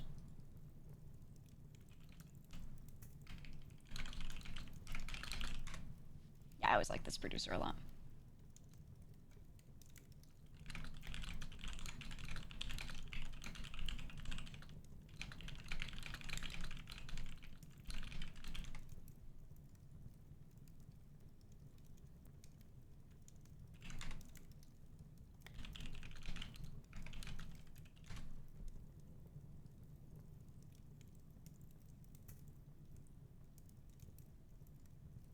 Okay. Oh, 1 sec. Hold on, I'm muting. I'm gonna send a voice note. Because I'm a voice note Andy. It's faster than typing. Where did you go? I had to go refill my water and then my cat threw up and now I'm back, but I'm answering messages. Sorry. Clearly there's a lot going on today, so let me just do that real quick. Be right back.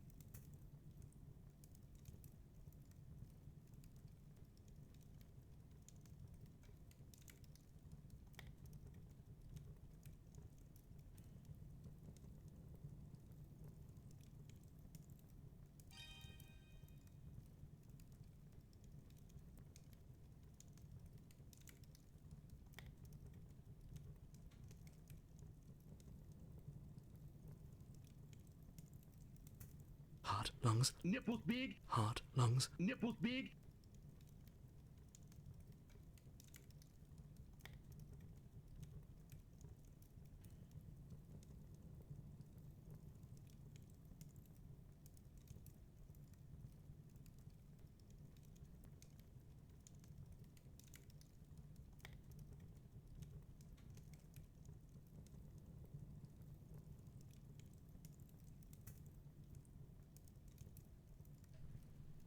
Minute and a voice. Minute and a voice. Minute and a half voice note done. Okay.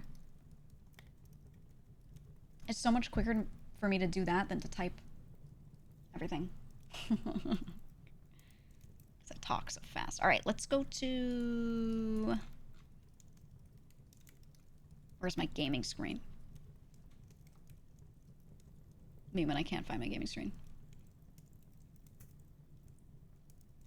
Where are you? Here we go. Ta-da! We're gonna play Donkey Kong because we need some good fucking vibes. Is there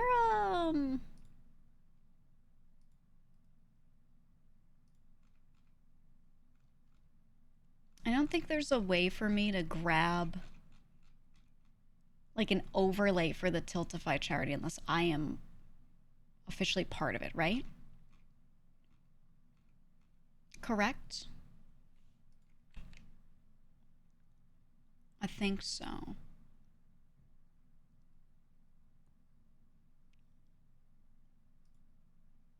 I think I'd have to be like signed in and like the owner of it or like on the campaign like that. So let me do something jank.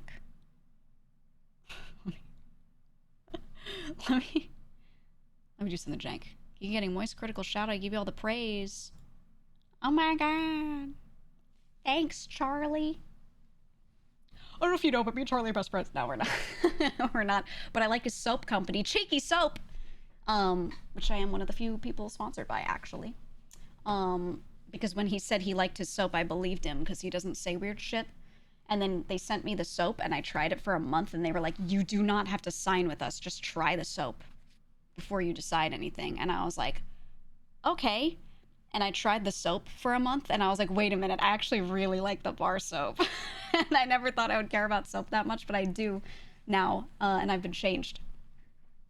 And this is not a bit, I'm like so serious. And I still have the bar of soap that was in my like original package that they gave me. It's still fucking in my bathroom right now. Not even halfway done. Though the one that I use just as hand soap, it takes forever. So when I first saw it, I was like, $7 bar of soap. How do I feel about that? I don't know. I tried it, and I go through it so much slower than like a liquid soap. So I was like, you know what? Even if the soap was equally as good as the liquid soap, it wasn't better, I would still use it because it was cost effective. But I do like it because I'm fucking dry as shit. My skin is so dry, so yeah. I appreciate it. Called you an absolute sweetheart. Oh my god. Oh my god. Send me a clip so I can play it and then watch myself react to it and then make my clips channel post it, and then I'll make him react to that, and we can react back and forth forever. It would be so cool. It'd be so great. We could be in an endless loop of reacting to clips of each other, and it's just the same clip every time. React Ouroboros. That's right. It's React Andy's all the way down, man. That's funny. It's in the new YouTube video. Oh, did he talk about this stuff? I'll do it next stream. Let me see.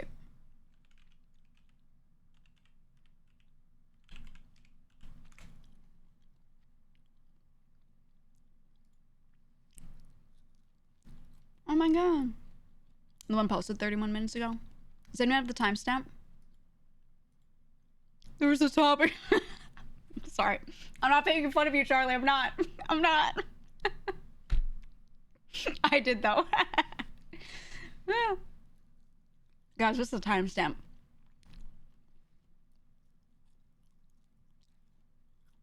$6:40. I'm not making fun of, but I am a little. It's okay. He can make fun of me and I won't get mad. He could get up there and be like, my name's GEEGA, and I'll be like, yeah. Okay, ready? That's right. Wait a minute, Charlie. No, I'm just kidding.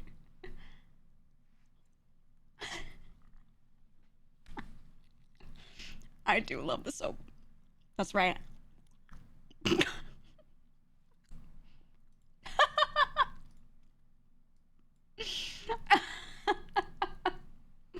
That's not the soap. The soap. I mean the soap.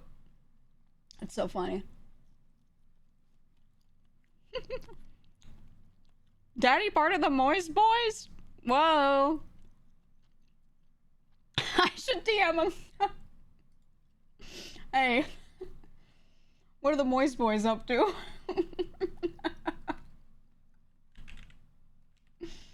Hey, man. I just want to know, you know, what are you guys up to? Because I'm, like, here and stuff. He didn't call Mike a sweetheart. That's how you know it's not about the sponsorship. I'm going to tell Mike. Like, Mike, you know what he didn't say about you? I'm starting beef. I'm starting drama right now. I'll make it happen. Oh, yeah. The exfoliated pals, one might say. It's because he ate the product. Mike keeps eating the soap. We did a bathtub stream talking about the soap, and he fucking... he ate it. Oh, man. Anyway. Let's play Donkey Kong. It's time. It's time. I have pepperoni here. By the way, cured meats, bad for you. Nitrites in them allegedly are giving you colon cancer. But you know, I've been through it once, man. I'm gonna live a little. And I'm just gonna eat the ones with a little less of that in them. And you know what I mean? I can do this because I've been there, okay? What's another one? Well, I do get screened all the time, so. It's not how that works. Alright. Remember him making a joke about you pooping in the tub the first thing you entered? Yeah. Our lovely totally didn't poop in the tub stream. Great way to introduce a sponsorship. You want to live or just survive? That's what I'm saying. I'm going to live a little. I'm going to live a little, and I'm going to eat these damn cured meats. And I won't be stopped. I'll never be stopped. Because I love that pepperoni, man.